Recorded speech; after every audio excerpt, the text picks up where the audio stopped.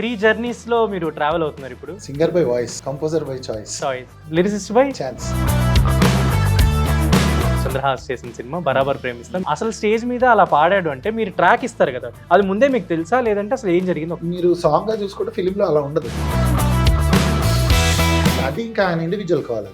Viral చేసే ప్రయత్నంలో ఒక కల్ట్ లాగా అవుతుంది అనుకుని మిస్ ఫెయిల్. హంగ్రీజీత సాంగ్ రిలీజ్ అయిన తర్వాత అల్లు అర్జున్ గారు ఈ సాంగ్ గురించి అప్రిషియేట్ చేశారని. అన్నపూర్ణ 7 acres లో అదే రోజు అల్లు అర్జున్ గారు అక్కడ he was there for something, he was there. So అప్పుడు నేను చెప్పాను, నేను హంగ్రీ చీటర్ రాశాను అంటే అది నా ఫేవరెట్ సాంగ్ అండి, మీరు నాకు అలాంటిది ఒకటి రాయాలి అని. ఫారెన్ సంబంధించిన అతను నా బీట్స్ యూస్ చేసుకున్నారు తమన్ గారు అని చెప్పని ఒక వీడియో వచ్చింది. యాక్చువల్లీ మ్యూజిక్ ప్యాక్స్ అనేది ఏంటంటే అవి సబ్స్క్రిప్షన్స్ బేస్డ్ గా వస్తాయి. అందరు మ్యూజిక్ ప్రొడ్యూస్ చేసే వాళ్ళకి ఉంటాయి. అది వాడినంత మాత్రం కూడా రాదు. అది వాడి హిట్ అయ్యి బయటకు వచ్చిన సాంగ్ లో మనకు కనిపించింది అనుకోండి. జనరల్ అంటే మాట్లాడుకుంటారా మీరు హరితేజ గారు ఇప్పుడు జనరల్ ఇంత పెద్ద లైఫ్ లో ఒక చిన్న ఒక పేజ్ అంతేమీ మనకు ఉండదు మైండ్ లో. ఎందుకంటే మ్యూజికల్ ఫ్యామిలీకి సంబంధించి ఏదైనా వచ్చినా కూడా ఎవరు మాట్లాడడానికి ఇష్టపడరు. అంటే మనం ఏదైనా ఒకటి పాజిటివ్గా ఉద్దేశించి అక్కడ ఏదైనా మాట్లాడినా దాంట్లో ఇంకోలాగా దేనిని అర్థం చేసుకుని కింద సంబంధం లేకుండా కూడా ఇంకో టాపిక్ తీసుకొచ్చుకో. మీరు సిద్ శ్రీరామ్ గారితో పాడించారు. ఒక సాంగ్ పంపిస్తే ఒక 2 months తర్వాత పాడేవాళ్ళను లేకపోతే టైం తీసుకునే వాళ్ళను. సాంగ్ నచ్చితే ఇమీడియట్ గా, నచ్చకపోతే ఈ will turn. And Madan Mohan song గురించి ఒకసారి సడన్ గా అదేంటి మధ్యలో అయిపోయింది అసలు ఇంటర్వ్యూ ఏదో చాలా. హాయ్ హలో వెల్కమ్ తెలుగు, నేను మీ యాంకర్ శరత్. ఇవాళ మనతో పాటు singer, lyricist, music director RR Dhruvan ఉన్నారు. హాయ్ అన్న, నమస్తే. సో ముందుగా అంటే నాకు ఎప్పటి నుంచో ఒక డౌట్, ఆర్ఆర్ ధ్రువన్ అనేది ఇప్పుడు మామూలుగా ఇండస్ట్రియల్ నేమ్ ఇదంతా, బిఫోర్ మీది రఘురామ్ అని ఉండేది. సో పేరు మార్చిన తర్వాత అంటే ఎలా వర్కౌట్ అవుతుంది? అంటే ఎలా వర్కౌట్ అవడం అంటే ఆర్ఆర్ ధ్రువన్ అనేది మ్యూజిక్ డైరెక్టర్గా స్క్రీన్ నేమ్. అది మైల్స్ ఆఫ్ లవ్ అనే మూవీ నుంచి స్టార్ట్ చేశాను. సో ఇప్పుడు ఐ థింక్ సో ఫార్ ఒక 12 films మ్యూజిక్ చేశాను. అండ్ అన్ని నాకు తెలిసి దేవుడి దయ వల్ల అన్ని ప్రజల్లోకి వెళ్ళిన సినిమాలే అనుకుంటున్నాను. అండ్ బాపు చాలా మంచి ఫిలిం, తర్వాత దానికి ముందు ఈషా కూడా మంచి కమర్షియల్ సక్సెస్. వాళ్ళు చెప్పిన దాంట్లో కూడా చూస్తే మంచి ఫస్ట్ థియేట్రికల్ సక్సెస్ అనుకోవచ్చు. అండ్ ఇప్పుడు రాకాస రాబోతుంది, దాంట్లో స్నేక్ డాన్స్ ఈ సాంగ్స్ మీరే రాశారు, బైకర్లో సాంగ్స్ కూడా మీరే రాశారు. అండ్ ఒక పక్కేమో లిరిసిస్ట్గా, ఒక పక్కేమో మ్యూజిక్ డైరెక్టర్గా, మధ్యలో ఎవరైనా పిలిస్తే సింగింగ్ కూడా. సో కంప్లీట్ ఒక 3 జర్నీస్లో మీరు ట్రావెల్ అవుతున్నారు ఇప్పుడు. ఎలా ఉంది ఇప్పుడు ఈ ఫేజ్, ఎలా ఉంది మీకు? అంటే చాలా బాగుంది, happy, I'm doing what I like the most. So singer by passion, singer by voice, composer by choice, lyricist by chance. Super, very happy. And మీరు అంటే ఇప్పటి వరకు అంటే మ్యూజిక్ డైరెక్షన్ అవ్వచ్చు, సింగింగ్ అవ్వచ్చు, ఈ లిరిక్స్ అవ్వచ్చు, ఇదంతా కూడా ఇంత అచీవ్ చేస్తారని మీరు ఇనిషియల్ డేస్లో స్టార్టింగ్ వచ్చినప్పుడు అప్పుడు అనుకున్నారా? అంటే మ్యూజిక్ డైరెక్టర్ అవ్వాలని ఉండేది చిన్నప్పటి నుంచి. సో దానికి ఫస్ట్ మనకి ఇండస్ట్రీ ఎంటర్ అవ్వడానికి ఈజియెస్ట్ యాక్సెసిబుల్ థింగ్ ఏంటంటే అప్పుడు రియాలిటీ షోస్లో సింగర్గా స్టార్ట్ చేసేది జర్నీ. సో ఈ లిరిక్ రైటింగ్ అనేది మాత్రం నేను అసలు ఎప్పుడు అంటే నా వైల్డెస్ట్ డ్రీమ్స్లో కూడా ఊహించలేదు. కానీ అలా అది ఆ ప్రాసెస్లో ఎక్కడో అది అలా పలికింది. అది లక్కీలీ అది నెక్స్ట్ లెవెల్లో వర్కౌట్ అయిపోయింది. ఇప్పుడు సుమారు almost nearly I have written 100 songs అయిపోయింది. 100 అయిపోయినాయి. అండ్ నాకు చాలా హ్యాపీ అనిపించింది ఏంటంటే రీసెంట్ ఏదైనా ఈ సినిమాకి సంబంధించిన ఈవెంట్ ఏదైనా అవుతుంటే లిరిక్ రైటర్లు అందరూ నిలబడి మాట్లాడుతుంటారు కదా, దాంట్లో ఇప్పుడు లైక్ అందరూ ఎవరెవరైతే లిరిక్స్ రాస్తారో ఒక 5గురు రాశారనుకోండి, 5లో మీ పేరు ఉంటుంది, మీరు ఉంటారు ఈవెంట్లో. అంటే ఇప్పుడు రామ్ జోగయ్య శాస్త్రి గారు, భాస్కర్ భట్ల గారు, చంద్రబోస్ గారు ఇలా ఉంటే, కాసర్ల శ్యామ్ గారు ఇలా అందరూ ఉన్నారనుకోండి, దాంట్లో ఖచ్చితంగా రఘురామ్ అనే వాళ్ళు ఉంటాడు అని అనిపించింది. అంటే ఒక 5 songs ఇండస్ట్రీలో ఏదైనా ఒక సినిమా నుంచి వచ్చిందంటే డెఫినెట్లీ రఘురామ్కి ఒక ప్లేస్ ఉంది అని అనిపించింది నాకు. అది రీసెంట్గా మనశంకర్ వరప్రసాద్ ఆ ఫిలింకి అదొక అంటే నిజంగా అది కెరియర్లో ఒక హై మూమెంట్. అది అంటే మెమరబుల్. రామ్జో గారితో, భాస్కర్ భట్ల గారితో, అనంత్ శ్రీరామ్ గారు అండ్ అలాంటి కాసల్ శ్యామ్ అన్న మేమందరం కలిసి ఒక ఫ్రేమ్లో ఇట్ వాస్ లైక్ అంటే దీన్ని నేను అసలు అది డ్రీమ్లో కూడా లేదు కదా. సో డ్రీమ్ కమ్ ట్రూ అనలేను, కానీ అది ఒక బ్లెస్సింగ్. అంటే ఎటువంటి రచయితకైనా కొన్ని వేదికలకి మనకి ఆ రెస్పెక్ట్ అనేది వస్తుంది. సో ఆ మూమెంట్ అనేది నాకు ఒక రెస్పెక్ట్ ఎర్నింగ్ మూమెంట్ లాగా నేను ఫీల్ అయ్యాను. అయితే మీరు ఇనిషియల్గా స్టార్ట్ చేసినప్పుడు అంటే సింగింగ్ కెరీర్ స్టార్ట్ చేసినప్పుడు అప్పుడు షోస్ ఈవెంట్స్ ఇవన్నీ చేసేటప్పుడు అంటే ఇప్పుడు ఎవరైతే లీడింగ్లో పాడుతున్న సింగర్స్ అందరూ కూడా మీరంతా అప్పుడు ఒక బ్యాచ్ ఒక నాకు తెలిసి ఒక 10-15 మెంబర్స్ బ్యాచ్ ఏ మ్యూజిక్ డైరెక్టర్ దగ్గర చూసినా వీళ్ళే ఉండేవాళ్ళు. ఒక అంటే ఇప్పుడు మణి శర్మ గారి కాంపౌండ్, కోటి గారు, లేదంటే కీరవాణి గారు, ఇట్లా అందరి కాంపౌండ్స్ లో మీరే ఉంటారు. ఎటు చూసినా మీ 10-15 మందే ఉంటారు. ఇప్పటికీ మీ అందరి ఫ్రెండ్షిప్ అలానే ఉందా? అంటే ఇప్పుడు గీతామాధురి గారు, శ్రీకృష్ణ, రేవంత్, దీపు అందరూ మీ బ్యాచ్ ఫ్రెండ్షిప్ అంతా ఇప్పటివరకు ఎలా ఉంది? తప్పకుండా. అంటే ఎందుకంటే బేసిక్గా ఆ ఇన్నోసెంట్ టైమ్స్లో మేము ఇండస్ట్రీకి వచ్చిన స్టార్టింగ్లో అందరం కలిసి ఉన్నాం కాబట్టి వాళ్ళని కలిసినప్పుడు కూడా ఇప్పుడు ఈ ఇమేజ్ ఏమి ఉండదు. అప్పుడు ఎలా కలిసి అలా ఒక జోక్లు వేసుకుని అంటే మన న్యాచురల్ పర్సనాలిటీ అక్కడ వచ్చేస్తుంది. అలానే ఉంటాం. మొన్న కూడా లంచ్కి కలిసాం అందరం, సరదాగా కలుస్తూ అంటే ఈవెంట్స్కి వెళ్ళినప్పుడు కొంతమందే కలవడానికి పాసిబిలిటీ ఉంటుంది, బట్ అందరం ప్లాన్ చేసుకొని కలవడం చాలా తక్కువ. కలవడం రేర్గా, బట్ జరుగుతుంది. ఓకే. అండ్ మీకు అంటే సింగింగ్ అనేది మీరు సొంతంగా ఫస్ట్ నుంచి కష్టపడి వచ్చింది, తర్వాత లిరిక్ రైటర్ అనేది ఒక బై ఛాన్స్ వచ్చిందని మీరు మెన్షన్ చేశారు. అండ్ మ్యూజిక్ డైరెక్షన్ అనేది ఇప్పుడు మీ ప్యాషన్తో మీరు సినిమాలు చేస్తూ వెళ్తున్నారు. ఈషా మంచి కమర్షియల్ సక్సెస్ కూడా కొట్టారు, బాపు చాలా మంచి ఫిల్మ్ చేశారు. అండ్ అంటే ఇప్పుడు మ్యూజిక్ డైరెక్షన్ ఎలా ఉంది? అంటే ఈ ఫేజ్ ఎలా అనిపిస్తుంది మీకు? వచ్చే సినిమాలు కావచ్చు, మీరు చేసే ట్యూన్స్ కావచ్చు, ఇవన్నీ ఎలా అనిపిస్తుంది? డెఫినెట్లీ 2014లో నేను మల్లిగాడ్ మ్యారేజ్ బ్యూరో అని ఒక ఫిలిం చేశాను, శ్రీకాంత్ గారు హీరో. సో అక్కడ ఆ ఫిలిం టైంకి ఇంకా నేను జస్ట్ అప్పుడే కెరియర్ స్టార్టింగ్ అంటే సింగర్గా నేను చేసుకుంటూ మ్యూజిక్ డైరెక్టర్గా ఫస్ట్ అటెంప్ట్ అది ఆల్మోస్ట్ మంచి స్థాయి సినిమా ఆ టైంకి. బట్ ఏమైందంటే ఆ సినిమా తర్వాత అది మేము అనుకున్నంత కమర్షియల్గా అది మనకు వర్కౌట్ అవ్వలేదు. అప్పుడున్న శాటిలైట్ ఆ బిజినెస్ టర్మ్స్లో అది చాలా సేఫ్ ఫిలిం, అందరికి తెలుసు. అది బ్రహ్మానందం గారిది, శ్రీకాంత్ గారిది కామెడీ, చాలా చాలా రోజుల తర్వాత వచ్చిన ఫిలిం. సో చిన్న బజ్ ఉండింది, బట్ థియేట్రికల్గా మనం అనుకున్నట్టు అది ఆడలేదు. దాని తర్వాత ఆల్మోస్ట్ ఒక్క ఫిలిం చేశాను, ప్రతిక్షణం అని, 2017 ఆ టైంలో. 16లో కంప్లీట్ అయింది. బట్ ఆల్మోస్ట్ 6-7 ఇయర్స్లో నేను ఓన్లీ 2 ఫిలిమ్స్ చేశాను. సో అంత పీరియడ్ ఐ వాజ్ ఎక్కడో నాకు కావాల్సిన ఫిలిం కోసం అలా వెతుకుతూ ఇట్ టుక్ లైక్ 6 years. చేయలేదు ఈ 6 years మ్యూజిక్ చేయలేదు, సినిమా చేయలేదు. ఆ టైం అంతా నేను ఐ వాజ్ వర్కింగ్ మేజర్లీ తమనన్నకి వర్క్ చేస్తుండేవాడిని. దాని తర్వాత భీమ్స్ అన్నతో చాలా ట్రావెల్ నాది. సో సింగర్గా నేను ఎక్కువ జర్నీ చేశాను అన్నమాట, కీరవాణి సార్ దగ్గర వర్క్ చేయడం. సో ఇలాంటి ఈ ప్రాసెస్ అంతా జరుగుతున్న టైంలో 2020లో మైల్స్ ఆఫ్ లవ్ అనే ఫిలింతో ఆర్ఆర్ ధ్రువన్ అని స్టార్ట్ చేశాం మళ్ళీ కొత్తగా. సో ఎందుకు ఆ పాత బ్యాగేజ్ కూడా ఎందుకు మనకి చేసిన దాంట్లో ఇప్పుడు సడన్గా వెళ్ళి ఎవరైనా చూస్తే ఏదో నేను మల్లిగాడ్ మ్యారేజ్ బ్యూరో అప్పటి నుంచి అది ఎందుకు ఆ బ్యాగేజ్ సినిమా కోసం ఎందుకు ఇది అని చెప్పి 2020లో నాకు ఇట్లా స్క్రీన్ నేమ్ మారుద్దామని ఒక థాట్ వచ్చింది. కానీ ఆ థాట్ని రియాలిటీలోకి నేను ఎందుకు ఆ రిస్క్ చేయాల్సి వచ్చిందంటే, సోలో బతికే సో బెటర్ అనే ఫిలింలో అప్పటికి నేను లిరిక్ రైటర్గా వెరీ యాక్సిడెంటలీ తమనన్నే ఇంట్రడ్యూస్ చేశాడు. అంతకుముందు చల్మోహన్ రంగా అనే ఫిలిం నితిన్ గారు దాంట్లో రాశాను, అర్థం లేని నవ్వు అర్థాలు. బట్ నేను అది అంటే వెరీ క్యాజువల్గా తీసుకున్నాము, అది బిట్ సాంగ్ లాగా రిలీజ్ అయింది, అంత సీరియస్ తీసుకోలే అప్పుడు కూడా ఎవరు లిరిక్ రైటర్.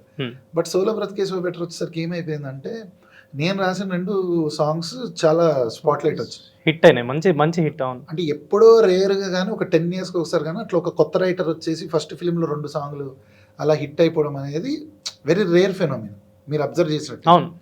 సో అక్కడి నుంచి ఫస్ట్ ఫిలింకి అట్లా మనకి వర్కౌట్ అయిపోయేసరికి నేను ఈ డెసిషన్ ఇంకా కాన్షియస్గా ఆర్ఆర్ ధ్రువన్. సో ఇదేం న్యూమరాలజీ సైన్ అలా ఏం లేదు, ఆస్ట్రాలజీ లేదు, న్యూమరాలజీ. అంటే ఎందుకు అంటే అప్పుడు ఏమైపోద్ది అంటే, నేను రఘురామ్గా ఆల్రెడీ సింగర్గా లిరిక్ రైటర్గా ఇట్లా వచ్చేసినాక సడన్గా ఇప్పుడు ఏంటంటే మ్యూజిక్ డైరెక్షన్లో చేస్తే lyric writer turn music director అనుకుంటారు. బట్ యాక్చువల్లీ అది రివర్స్. మనకి ఏంటంటే సర్వైవల్ కోసం జర్నీలో సింగర్గా లిరిక్ రైటర్గా whatever opportunities that came my way, అంటే బీట్ లైక్ మ్యూజిక్ ప్రోగ్రామర్, ఇవన్నీ నేను చేసుకుంటూ వచ్చాను. నాకు వచ్చిన వర్క్ అంతా సర్వైవ్ అవ్వాలి, first to win the game you should be enter అవ్వాలి కాబట్టి. సో అది చేసుకుంటూ వెళ్ళిన క్రమంలో సోలో బ్రతికే సో బెటర్ అయింది. సో అది ఏంటి అన్ప్లాన్డ్గా అయింది. సో అలా వచ్చేసేసరికి సరే లెట్స్ నాట్ అదే పేరుతో మనం వద్దు, మనం ఒక ఎక్స్పెరిమెంట్గా ఆర్ఆర్ ధ్రువన్ అని వెళ్దాము, మైల్స్ ఆఫ్ లవ్ అనే ఫిలింకి చేశాను. లక్కీగా ఏమైంది, అదే ఇయర్ మైల్స్ ఆఫ్ లవ్లో మనకి తెలియదు అనే సాంగ్స్ శ్రీరామ్ గారు పాడింది, చాలా మంచి వైరల్ అయింది. సో ఆ ఆల్బమ్ అంతా కూడా పేరు వచ్చింది. అంటే అందులో యశస్వి కొండేపూడి కూడా ఫస్ట్ సాంగ్ పాడించారు, గగనము దాటి. సో అన్ని ఆ ఆల్బమ్ మంచిగా వెళ్ళింది. సో అక్కడి నుంచి లంబసింగి సినిమా రావడం, ఇంకా అక్కడి నుంచి అంతరాయం లేకుండా ఆల్మోస్ట్ ఐ థింక్ ఇప్పుడు అది 12th ఫిలిం 13th ఫిలింలో ఉన్నాను. 13 ఫిల్మ్స్ మ్యూజిక్ డైరెక్షన్ చేస్తారు. Mitramandali film was biggest opportunity in the process, and Eesha అనేది first theatrical hit, first commercial hit మీకు మీ కెరీర్లో.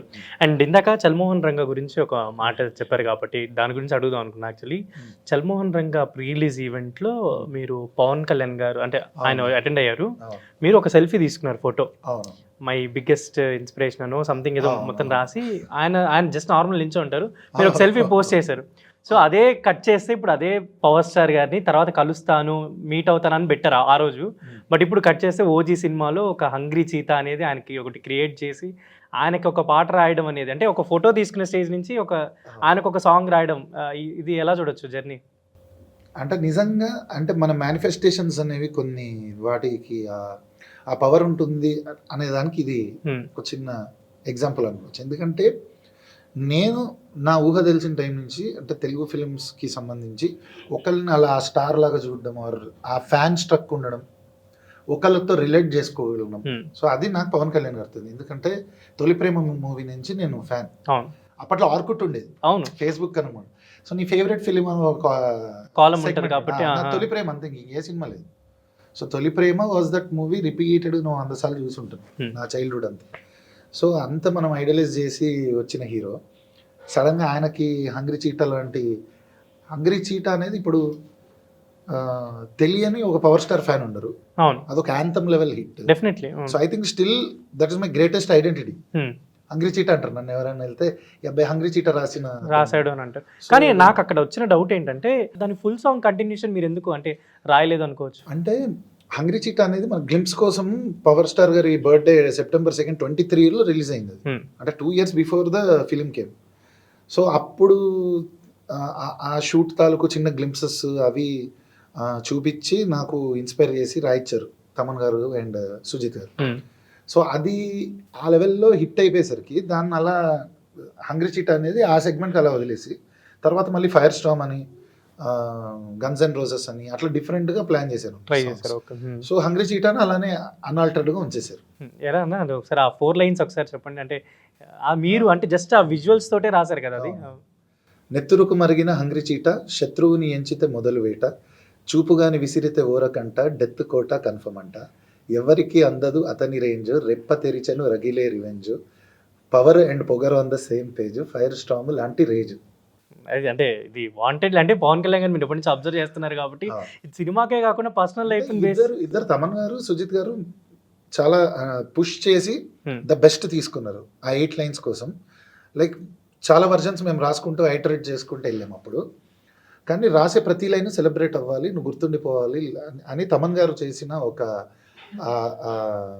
స్ట్రాంగ్ బిలీఫ్, అది నాకు హంగ్రీ చీటా రూపంలో ఆయన ఇచ్చిన కెరియర్స్ గ్రేటెస్ట్ గిఫ్ట్. అండ్ మీకు లిరిసిస్ట్ గా ఛాన్స్ ఇచ్చింది కూడా ఐ థింక్ తమన్ గారు.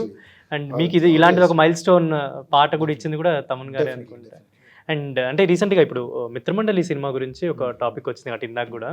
అండ్ ఏంటంటే అంటే ఇప్పుడు జనరల్లీ మనకు వచ్చే మ్యూజిక్ డైరెక్టర్స్ సినిమాలు ఎలా అంటే మన వర్క్ చేసుకుంటాం, మనం రీల్స్ కంప్లీట్ చేస్తాం, మనకి ఎలా అయితే వర్క్ ఇస్తారో మనం దాన్ని కంప్లీట్ చేసి ఇచ్చేస్తాం. సినిమా హిట్టా ఫ్లాపా ఇదంతా సెకండరీ. బట్ మీకు అంటే ఆ సినిమాకి సంబంధించి మీకు ఎలాంటి అంటే ముందే తెలుస్తుందా ఏమన్నా చేసేటప్పుడు ఇది వర్కౌట్ అవుతుందా అవ్వలేదా? ఎందుకంటే మిత్రమండలికి మీరు ఎంత కష్టపడ్డారు నేను పర్సనలీ అబ్జర్వ్ చేస్తాను. ఎందుకంటే లిరిక్స్ స్టాండ్ తీసే లిరిక్స్ దానికి కావచ్చు, జంబర్ గింబాల అలా బ్రహ్మానందం గారి డైలాగ్స్ ఇవన్నీ అంటే యూ వర్క్డ్ వెరీ హార్డ్. అంటే ఏవేవి కనెక్ట్ అవుతాయి పీపుల్కి అలాంటివి చేసినప్పుడు కొంచెం దానికి తగిన ఎఫర్ట్ రాలేదు అన్నప్పుడు ఏమన్నా అనిపిస్తుందా ఇంత కష్టపడ్డాం ఈ ఫిలింకి అని చెప్పి? డెఫినెట్లీ అది ఉండదు అనడం అబద్ధం. అది డెఫినెట్లీ నా వర్క్ ఇంకా ముందుకెళ్ళి ఎక్కువ మందికి తెలిసి ఉండాలి మిత్రమండలికి వర్క్ చేసింది అని మాత్రం నాకు ఉండిపోయింది అది లోటు. బట్ ఇప్పటికీ కూడా మిత్రమండలి సాంగ్స్ గురించి చాలా మంది మాట్లాడతారు. నాకు స్వేచ్ఛ డింటుక్ స్టాండ్, కత్తందుకో జానకి, జంబర్ గింబర్ లాలా సాంగ్, ఈ సాంగ్స్కి ఫ్యాన్స్ ఉన్నారు. నాకు ఇప్పటికీ ఇన్స్టాలో మెసేజెస్ వస్తాయి. నేను బయట ఎక్కడైనా కలిసిన ఆ పాట భలే ఉంటుంది, బ్రహ్మానందం గారి సాంగ్. సో ఇలా డెఫినెట్లీ ఎక్కడికక్కడ నన్ను అంటే నా వర్క్ని అలా గుర్తు చేస్తుంటారు. డెఫినెట్లీ. అండ్ దీనికి ముందు మీరు చేసిన ఫిల్మ్స్ లంబసింగి అవ్వచ్చు, బాపు అవ్వచ్చు, అంటే ఒక పక్క కమర్షియల్ సినిమాలు ఈషా అవ్వచ్చు, ఇలా చూస్ చేసుకుంటూనే ఒక పక్క కొంచెం మంచి కంటెంట్ ఫిలిమ్స్ ఇవి కూడా చూస్ చేసుకున్నారు. లైక్ ఇది అంటే కొంచెం మైండ్లో పెట్టుకొని ఫస్ట్ నుంచే నేను డిఫరెంట్గా చేయాలనే థాట్ ఉందా, లేదంటే నాకు ఏది వస్తే అది సినిమా చేద్దాం? నాకు యాక్చువల్గా అంటే వచ్చిన ప్రతిదీ ఒప్పుకోలేదు అని చెప్పి నాకు ఐ థింక్ ఎక్కడో చిన్న గాడ్స్ ప్లాన్ లానే ఉంటుంది. మీరు చూస్తే ఇప్పుడు మైల్స్ ఆఫ్ లో చిన్న ప్రయత్నం. సో అలా వెరీ లో కీలో స్టార్ట్ చేసుకున్న మ్యూజిక్ డైరెక్షన్ కెరియర్ చూసినట్టు ఫస్ట్ ఫిలిం కింద లెక్క అంతే. సో ఆర్ఆర్ ధ్రువన్గా నేను ఇంట్రడ్యూస్ అయ్యి నన్ను నేను పరిచయం చేసుకున్న సినిమా అది. సో అక్కడి నుంచి నా సాంగ్స్ మీద ఒక అటెన్షన్, ఓ ఇతను బాగా చేస్తాడు మ్యూజిక్, ఒక అబ్బాయి ఉన్నాడు ఆర్ఆర్ ధ్రువన్, ఇతనికి అలా స్టార్ట్ అయింది స్పాట్ లైట్. సో లంబసింగి అలానే మళ్ళీ కళ్యాణ్ కృష్ణ గారు, జీకే మోహన్ గారు కలిసి ప్రజెంట్ చేసిన సినిమా. దాంట్లో కూడా మీకు నచ్చేసిందే సాంగ్ కానీ పిల్ల అని చెప్పి జావేద్ అలీ గారు పాడిన రీల్స్ లో కూడా చాలా వెళ్ళింది. అది తర్వాత వెళ్ళింది, సినిమా రిలీజ్ అయిపోయిన లేటర్ వెళ్ళింది. సో అలా క్రేజీ ఫెలో, కమర్షియల్ ఎంటర్టైనర్, సత్యసాట్స్, మంచి బ్యానరు అది. సో ఇలా ఒక్కొక్క ఫిలిం డిఫరెంట్గా దేనికి సంబంధం లేకుండా అలా వచ్చింది. సో ఈ 6 yearsలో చేసిన 12 సినిమాల్లో విలేజ్ డ్రామాలు చేశాను, రామ్ కామ్ చేశాను, కమర్షియల్ ఫిల్మ్స్ చేశాను. కే విజయభాస్కర్ సార్ లాంటి డైరెక్టర్తో రేర్ ఆపర్చునిటీ అది. అంత నేర్చుకునే ఆయన అన్ని మ్యూజికల్ హిట్స్. అవునవును. మీరు ఏది తీసుకున్నా మ్యూజిక్ డైరెక్టర్కి ఆయన డైరెక్షన్లో వచ్చిన ఆల్బమ్సే మెమరబుల్ ఉంటాయి. సో అలాంటి ఆయన దగ్గర నేను వర్క్ చేయడం, సో ఇవన్నీ ఎక్కడో చిన్న గాడ్స్ ప్లాన్ లాగా అలా ఒక్కొక్క సినిమా ఆర్గానిక్గా నాకు వచ్చింది చేసుకుంటూ వెళ్ళాను. ఈ క్రమంలోనే నేను ఆల్మోస్ట్ ఒక 100 లిరికల్ దాకా కంప్లీట్ చేశాను. అంటే నేను నా సినిమాలకు రాసుకుని కావచ్చు, కంపోజర్స్కి బయటది రాసింది కావచ్చు, overall nearly completed 100 songs. And ఇప్పుడు 100 ఫిల్మ్స్ అంటే మీరు లిరిక్స్ రాశారు అండ్ ఒక 13 ఫిల్మ్స్ దాకా వర్క్ చేశారు కదా. నెక్స్ట్ ఎన్ని సినిమాలు అంటే మ్యూజిక్ డైరెక్షన్లో ఇంకేమైనా స్క్రిప్ట్స్ వింటున్నారా? అంటే ఇప్పుడు రిలీజ్కి ఇంకొక 3 films దాకా లైనప్లో ఉంది.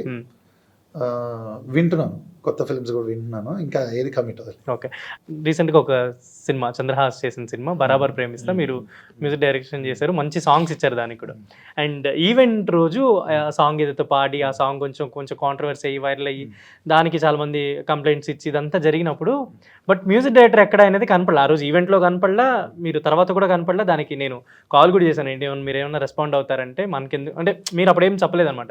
అసలు ఇప్పుడు ఎలాగో వచ్చారు కాబట్టి నేను అడుగుతున్నా, అసలు ఆ రోజు జనరల్గా అసలు ఏమైంది, తర్వాత ఏం జరిగింది, అసలు స్టేజ్ మీద అలా పాడాడు అంటే మీరు ట్రాక్ ఇస్తారు కదా, ట్రాక్లో అతను ఫిల్ చేసి పాడగలిగాడంటే అది ముందే మీకు తెలుసా, లేదంటే అసలు ఏం జరిగింది ఒకసారి జస్ట్ ఒక క్లారిఫికేషన్ కోసం. ఆ రోజు నేను అక్కడే ఉన్నాను. ఆ రోజు జస్ట్ ఆ పర్ఫార్మెన్స్ ముందు మోహన భోగరాజు అండ్ సాహితీ చాగంటితో మాది ఆల్రెడీ ఒక మ్యూజికల్ నైట్ నడుస్తుంది. ఆల్రెడీ మా పర్ఫార్మెన్సెస్ అయిపోయి, బట్ అవి ఎవరు చూడలే. ఇది వచ్చేసరికి ఇది ఓవర్ షాడో అయిపోయింది. అంతకన్నా ఏం లేదు, నేను లేకపోవడం అని ఏం కాదు. అండ్ అది ఇంకా ఆయన ఇండివిజువల్ కాల్, అది తను అలా ప్రజెంట్ చేయాలనుకున్నాడు. తను ఇది రెస్ట్, మీకు తెలుసు కదా.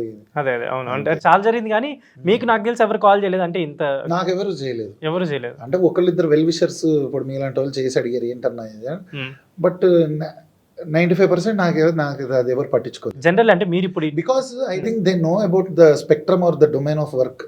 నేను చేసిన మ్యూజిక్ అనేది ఎప్పటి నుంచో ఫాలో అవుతూ ప్రతి ఫిలింకి ఏదో ఒక సాంగ్ నాది బయటకు. ఇప్పుడు రోటీ కప్డా రొమాన్స్ కూడా మీరు తీసుకుంటే 3 songs నేను చేసినవి కొంచెం అవి పబ్లిక్లోకి వెళ్ళిన సాంగ్స్.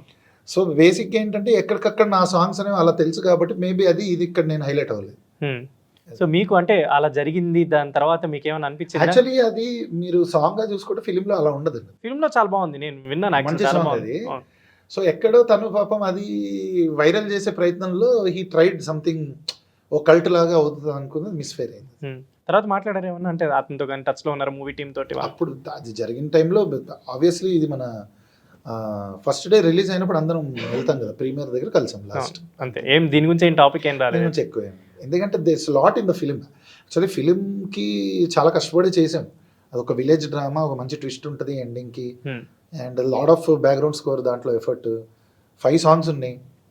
సో అవన్నీ ఓవర్ షాడో అయిపోయి ఇది ఒకటి ఏదో అంటే అది ఆబ్వియస్లీ టాపిక్ అవ్వదు అంత కష్టపడి పనిచేసినప్పుడు. కాకపోతే ఏంటంటే ఆడియన్స్లోకి వెళ్ళిపోయేసరికి ఇది గుర్తుండిపోయింది. అండ్ రీసెంట్గా అంటే మీరు కొన్ని సాంగ్స్ చేస్తుంటారు కాబట్టి, కంపోజ్ చేస్తుంటారు కాబట్టి, జనరల్ నేను కొంతమంది మ్యూజిక్ డైరెక్టర్స్ని అబ్జర్వ్ చేసినప్పుడు నాకు అనిపించింది అంటే వాళ్ళకి రెగ్యులర్గా ఎవరైనా ఫ్రెండ్సో లేదంటే ఎవరైనా టచ్లో ఉన్నో ఆర్ఎల్స్ దగ్గర వాళ్ళకి ఎప్పుడు కనిపించే వాళ్ళని ఫస్ట్ ఏదైనా సాంగ్ ఉంటే ప్రిఫర్ చేస్తారు. ఇది వచ్చి పాడేయండి, ఒకవేళ ఫైనల్ అయితే వాళ్ళదే, లేదంటే తర్వాత మూవీ టీంని బట్టి ఆ కాల్ మారిపోతుంది, వేరే పెద్ద సింగర్స్తోనో అలా వెళ్ళిపోతుంది. సో మీరు అలా జనరల్గా ఇప్పుడు కంపోజ్ చేసేటప్పుడు మీ మైండ్లో వచ్చే ఫస్ట్ ఫ్యూ సింగర్స్ ఎవరు? మేల్ సింగర్స్లో అయితే నాకు ఆ, అంటే ఒక 4-5 సింగర్స్ నాకు ఫేవరెట్గా ఉన్నారు, రెగ్యులర్గా నేను పాడిస్తున్నాను. అంటే ఇప్పుడు నాకు అనురాగ్ రెగ్యులర్గా నేను ట్రై చేశాను. అంతకుముందు సిట్ శ్రీరామ్ గారు పాడారు నా వెరీ కెరియర్ స్టార్టింగ్. అవునవును. తర్వాత అనురాగ్ రెగ్యులర్గా పాడాడు, బాపు కావచ్చు, తంత్ర కావచ్చు, మైల్స్ ఆఫ్ లవ్ అప్పుడు కావచ్చు, అండ్ కపిలన్ తను రోటీ కప్డా రొమాన్స్, అండ్ అలానే శ్రీరామ్ చంద్ర తనతో కూడా నేను రెగ్యులర్గా ట్రై చేస్తుంటా కొలాబ్ చేయడానికి. అండ్ ఇప్పుడు రీసెంట్గా ఆదిత్య ఆర్కే అనే అబ్బాయితో ట్రావెల్ అవుతున్నాం. Female singers? ఫీమేల్ సింగర్స్ నాకు ఇక్కడ రెగ్యులర్గా ఫస్ట్ సినిమా నుంచి పాడుతుంది అదితి బావరాజ్ ఫస్ట్ ఉండాల్సిందే. సో అంటే బికాస్ నాకు నా ఈవెన్ బిఫోర్ ఆర్ఆర్ ధ్రువన్ అనేది స్టార్ట్ కాకముందు కూడా నా డెమోస్ అన్ని తను పాడుతూ కొలాబ్ ఎక్కడి నుంచి అయితే స్టార్ట్ చేశానో బై డిఫాల్ట్ తన వాయిస్లోనే వినేవాళ్ళు నా ట్యూన్స్. సో మేల్ వాయిస్ నాది ఉండేది, ఫీమేల్ సింగర్ వాయిస్ తను ఉండేది. సో అక్కడి నుంచి కూడా తను సిన్సియర్గా కన్సిస్టెంట్గా నాతో ట్రావెల్ అయింది. So she helped me lot during the my struggle face also. So అక్కడి నుంచి ఆ సాంగ్స్ విన్నప్పుడు కూడా 90% ఎవరు ఈ వాయిస్ మార్చు అని కూడా నాకు చెప్పలేదు. కానీ కొన్ని సందర్భాల్లో అలా తనది పాడించి కూడా తీసేసి కొన్నిసార్లు ఇప్పుడు సాహితీ చాగంటితో రీప్లేస్ అవ్వడం, రమ్య బెహ్రాతో రీప్లేస్ అవ్వడం, ఒకసారి సునిధి చౌహాన్ గారు రీప్లేస్ చేశారు. సో అలాంటి సందర్భాలు కూడా చాలా. సో అదే ఇది ఎందుకు అడుగుతున్నానంటే ఇప్పుడు ఎందుకు రీసెంట్ ఈషా సాంగ్ కూడా తను పాడితే శ్రేయ ఘోషల్ గారు రీప్లేస్ అయింది, తను కూడా వచ్చింది రికార్డింగ్కి టేక్ తీసుకోవడానికి. So it's all in the game. Okay, but అంటే మీకు ఫస్ట్ నుంచి ఉన్న సింగర్ అనుకుందాం, తను ట్రాక్ ఆల్మోస్ట్ పాడేసి ఒకవేళ ఆ నెక్స్ట్ సింగర్ లేకపోతే తినదే అనుకుంటారు, కానీ వాళ్ళు కొంచెం మనసు పెట్టి పాడిన తర్వాత అది ఒకవేళ వాళ్ళ పేరు మీద లేకపోతే ఏమన్నా ఇప్పుడు అదితి గారు ఏమన్నా ఫీల్ అవ్వడం ఇబ్బంది అంటే కొన్నిసార్లు వస్తాయి, బట్ ఇక it's part and parcel of the process అని తెలుసు కాబట్టి. ఏమన్నా అడుగుతారా, నాకు ఉంచుంటే బాగుండేది కదా, కొన్నిసార్లు ఎలాగో తీసేస్తావు కదా ఎందుకు అలాంటి జోకులు వస్తుంటాయి. కానీ అలా అని చెప్పి obviously we believe in the process. ఇప్పుడు నేను I'm not the solo decision maker కదా, అంటే నేనేమి దాన్ని శాసించే స్థాయిలో నేను కాదు కదా, ఉండదు. నా మీద సినిమా ఉంది, సినిమా మీద ఇంకా మేకర్ ఉన్నారు, మేకర్ లేకపోతే దాన్ని నిర్మిస్తున్న వాళ్ళు టీం ఉంటారు కాబట్టి కాన్షియస్గా. అయితే నేను విన్నది ఏంటంటే ఇప్పుడు రఘురామ్ మ్యూజిక్ చేస్తే అయితే అదితిని లేదంటే సాహితీని లేదంటే లిప్సికాని ఈ ముగ్గురు నలుగురినే పిలుస్తాడు, మిగతా వాళ్ళని పిలవరేమో అనే ఒక మాట. ఇప్పుడు ఉన్న సినిమాలకి వీళ్ళు సరిపోతారు కదా, అంటే ఇంకా సినిమాలు పెరిగి బిజియెస్ట్ మ్యూజిక్ డైరెక్టర్ నేనైతే మేబీ ఇంకా ఎక్కువ మందిని. ఇది మీరు విన్నారా ఎవరైనా చెప్పడం కానీ? రాలేదు అలా, ఏం లేదు. ఎందుకంటే నేను చాలా మందిని పడిచి, ఇప్పుడు నేను రీసెంట్గా వాగ్దేవి అని పాడించాను, శృతికతో పాడించాను, చాలా మంది ఫీమేల్ సింగర్స్తో పాడించాను నేను. నయనా నయర్ అనే అమ్మాయి పాడింది. So there are many female singers in Hyderabad. We have extraordinary singers. Satyayamini అవునవును నాది క్రేజీ ఫెలోలో సాంగ్ పాడారు. సో అంతమంది అందరికీ పాడతారు, అందరూ పాడారు. అదితి కొంచెం ఎక్కువ పాడింది, ఎక్కువ కనిపించింది. అండ్ మీరు అంటే స్టార్టింగ్ ఇనిషియల్ మీరు ఇండస్ట్రీకి ఎంటర్ అయినప్పుడు ఇందాక మనం అయితే డిస్కస్ చేసాం, చాలా మంది బ్యాచ్ ఉండేవాళ్ళు. ఇప్పుడు ఈవెన్ అనురాగ్ కావచ్చు, దీపు, రేవంత్ అంతా మొత్తం ఒక బ్యాచ్ అంతా ఉండేది. దీపు రేవంత్ కూడా నా దాంట్లో సాకేత్ కూడా చాలా సాంగ్స్ పాడారు. అవును. అంటే ఇప్పుడు వాళ్ళని చూస్తుంటే, అంటే ఇప్పుడు మీరు అందరూ ఒక జర్నీ కాబట్టి మీరు చూస్తుండగానే అసలు భలే వెళ్ళాడరా, భలే అచీవ్ చేశాడరా అని అనిపించిన సింగర్ ఎవరైనా ఉన్నారా? అంటే నా ఫస్ట్ రియాలిటీ షో దగ్గర ఫ్రెండ్స్ శ్రీరామ్ చంద్ర, గీత వీళ్ళు కలిసి స్టార్ట్ అయిన సింగర్సే. సో శ్రీరామ్ ఇండియన్ ఐడల్ అయినప్పుడు చాలా ఇన్స్పైరింగ్గా ఉండింది నాకు. అంటే నాతో పాటు స్టార్ట్ అయిన ఒక సింగర్ నేషనల్ లెవెల్లో అప్పుడు 2010లో ఇండియన్ ఐడల్ అయినప్పుడు it was very inspiring. Later also మళ్ళీ వేరే సీజన్స్లో రేవంత్, రోహిత్ రీసెంట్గా నేషనల్ అవార్డ్ వచ్చింది. So I felt so happy for him, ఎందుకంటే నాకు చాలా close friend, it's like brother. So వీళ్ళందరూ కూడా నాకు వెరీ క్లోజ్ అసోసియేట్స్. కానీ నాకు అంటే ఇప్పుడు మీరు చెప్తుంటే నాకు అనిపించింది, అంటే వీళ్ళు ఇంత మంచిగా పాడతారు, ఇంత మంచి సింగర్స్ హైదరాబాద్లో అవైలబిలిటీ ఉంటారు, కాల్ చేస్తే 10 నిమిషాల్లో వచ్చే సింగర్స్ కదా వీళ్ళందరూ. బట్ అంటే మేకర్స్ చూస్ చేసుకున్నప్పుడు మీరు ఒక మ్యూజిక్ డైరెక్టర్గా చెప్పండి, ఇప్పుడు అంటే ఇంత రియల్ వాయిసెస్, ఇంత మంచి వాయిసెస్ ఉన్నప్పుడు బట్ ఎందుకని అంటే తెలుగు రాని వాళ్ళ చేతనో ఆర్ఎల్స్ వేరే లాంగ్వేజ్ వాళ్ళతోనో లేదంటే ఒక మార్కెట్ బేస్ చేసుకోనో ఇలా ఎందుకు వెళ్ళాల్సి వస్తుంది అంటారు ఇప్పుడు ప్రతిసారి మ్యూజిక్ డైరెక్టర్స్? అంటే అది డిపెండ్స్ ఆన్ ద, అంటే అది ఏంటంటే మనకి సాంగ్ కంపోజింగ్ దగ్గర నుంచే ఈ ఫలానా సింగర్ వాయిస్ టెక్స్చర్కి సెట్ అయ్యేలాగా చేసుకోవడం ఒక పద్ధతి.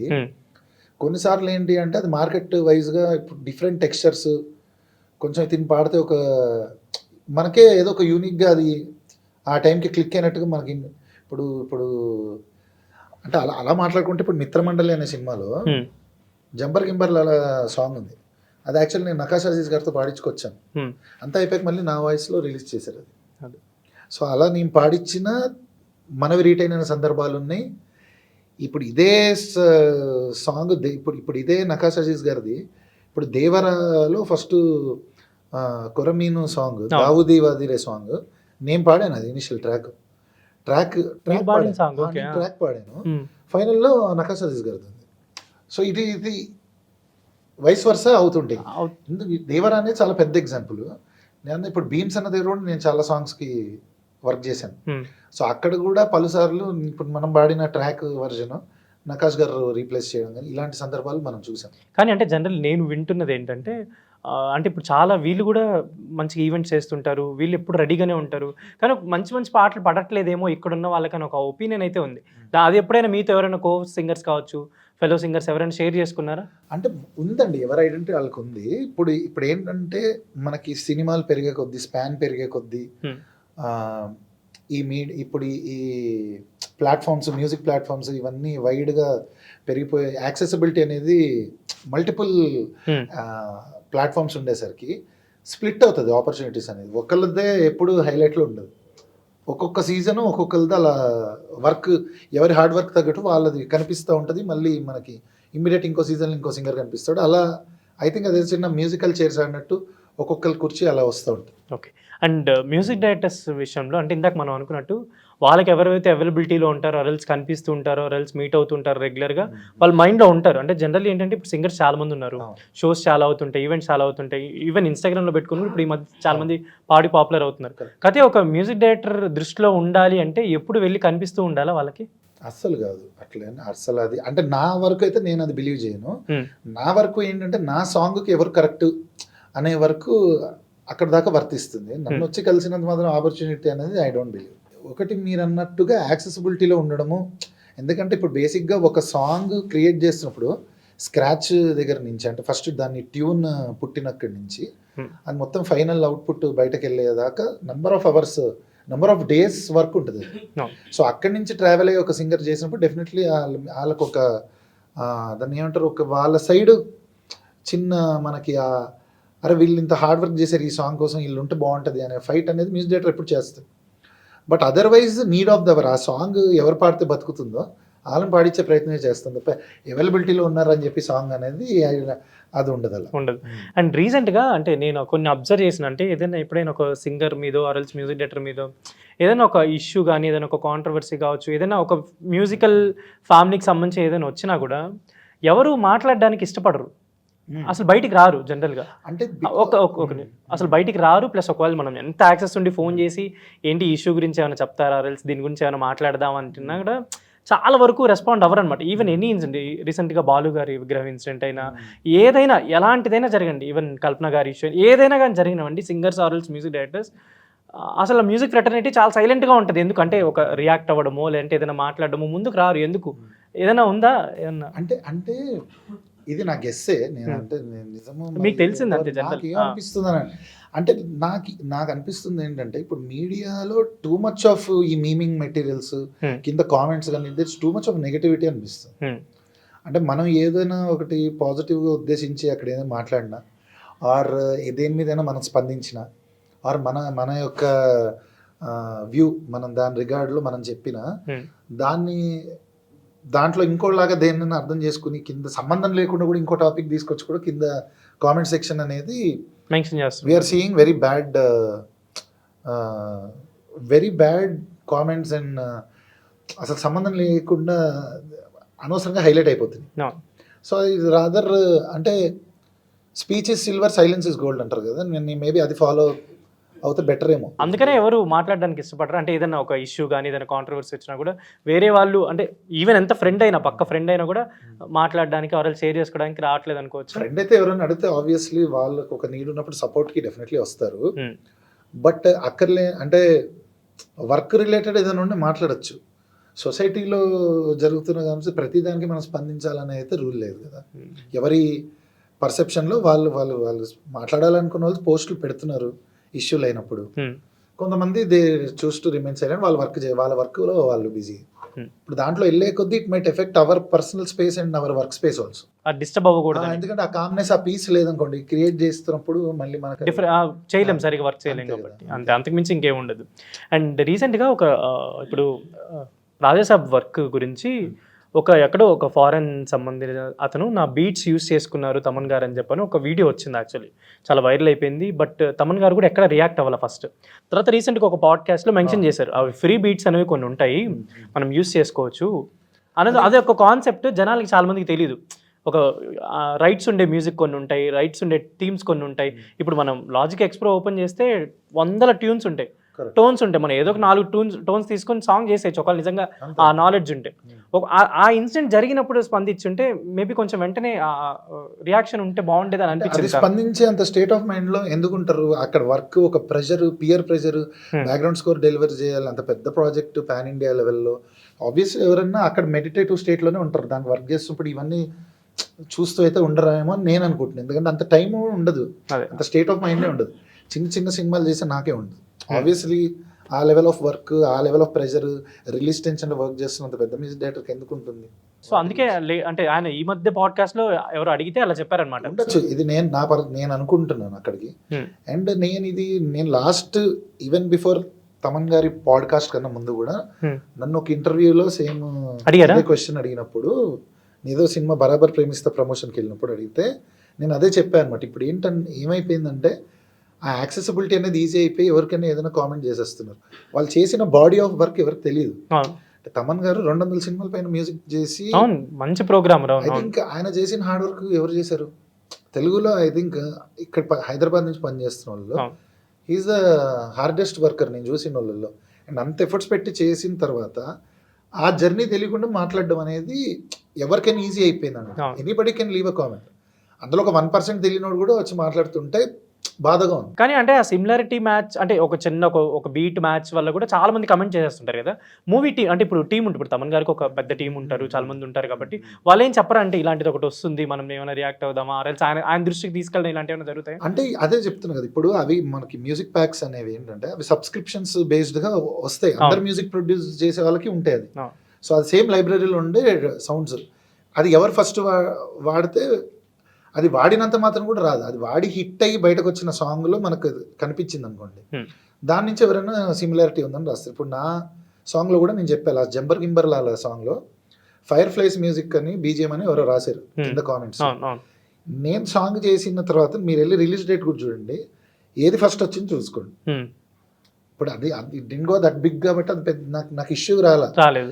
ఇది పాన్ ఇండియా ఫిలిం కాబట్టి మేబీ ఇక్కడ ఈజీ అయిపోయింది అనేసేయడం అంతే తప్ప అది ప్రతి మ్యూజిక్ డైరెక్టర్కి, ప్రతి మ్యూజిక్ ప్రోగ్రామర్కి ఎక్కడో ఒక చోట ఎదురయ్యేది. ఎందుకంటే మనము ఆ సాంగ్ క్రియేట్ చేసిన టైంకి అదంతా షూట్ అయ్యి మార్కెటింగ్కి వచ్చి ప్రమోషన్స్కి వచ్చి సాంగ్ ఆడియన్స్ దాకా వెళ్ళేసరికి ఈ 1 yearలో ఇంకో అది వాడరని గ్యారెంటీ ఉండదు. నేను ఫ్రీ కాబట్టి యూ కెన్ యూస్. అండ్ నేను కూడా విన్నది ఏంటంటే, అంటే ఆయన చెప్పిన దాంట్లోనే ఏముందంటే ఇది యూస్ చేసుకోవచ్చు అనే కదా మనకి ఫ్రీ అని పెడతారు. ఫ్రీ కూడా కాదు, అది సబ్స్క్రిప్షన్స్ లో obviously once you are subscribed to the దాన్ని బట్టి మనం అది యూస్ చేసుకోవచ్చు అనే కదా. you can download it and use it and it is there to అంటే the order of the day. And దానికి అలా చేయడం అనేది కూడా నాకు తెలిసి కరెక్ట్ కాదు. మేబీ అప్పుడు ఎవరైనా ఈవెన్ సింగర్స్ అయినా ఎవరైనా రియాక్ట్ అయ్యింటే బాగుంటుంది అని అనిపించింది. ఈవెన్ మ్యూజిక్ ఎవరిదాకా అసలు అడగలేదు నన్ను. ఒక ఇంటర్వ్యూలో అడిగినప్పుడు నేను నా హానెస్ట్ ఒపీనియన్ చెప్పాను. ఇప్పుడు ఏంటంటే అంత లెవెల్ కష్టపడిన వాళ్ళకి మళ్ళీ ఈ కష్టం, ఇప్పుడు ఇదే ఫీల్డ్లో ఒక మ్యూజిక్ డైరెక్టర్ అవ్వాలనుకున్నవాడుకో, ఇందులో ఈ లైన్లో పనిచేస్తున్నవాడికి ఎక్కువ అర్థమవుతాయి ఆ సెన్సిబిలిటీస్, సెన్సిటివిటీస్. సో అట్లాంటి వాళ్ళు అయినా మాట్లాడినా దాని మీద ఒకటి ఉంటుంది. ఏం తెలియని వాళ్ళు ఏం మాట్లాడతారు దానిపైన అంటే అంటే ఒక నార్మల్ కామన్ ఆడియన్స్ కూడా వచ్చేసి ఇతను కాపీ కొట్టేసాడు, లేక చేసేసాడు అంటే that is very weird and it's also very sad that అంత యాక్సెస్లో అట్లా కామెంట్లు వచ్చేసి ఇప్పుడు ఒక నార్మల్ ఆడియన్కి డైరెక్ట్గా అదే చదువుతాడు, ఈయన జర్నీ తెలియదు, ఈయన చేసిన వర్క్ తెలియదు. ఇట్ ఈస్ వెరీ సాడ్ కదా. లైక్ తెలియకుండా మాట్లాడే మీనింగ్ పేజెస్ కానీ మీడియా కానీ ఆ స్థాయికి ఈరోజు దిగజారిపోయి ఉందంట నేను. So it is very unsafe times to for not only music industry, for almost every one. అంటే people don't look up to what you did. Anyone. ఇప్పుడు ఏమైందంటే అతను ఇప్పుడు ఎవరంటే రెస్పెక్ట్ లేకుండా ఎవరి గురించి ఎవరైనా మాట్లాడేసుకునే ఒక ఆ ఛాన్స్ స్కోప్ అనేది ఈ సోషల్ మీడియా ఈ మీమింగ్ వల్ల ఎక్కువ అయిపోయింది. ఎక్కడ దొరుకుతాడరా అన్నట్టు చేసేస్తుందేమో అందరికి.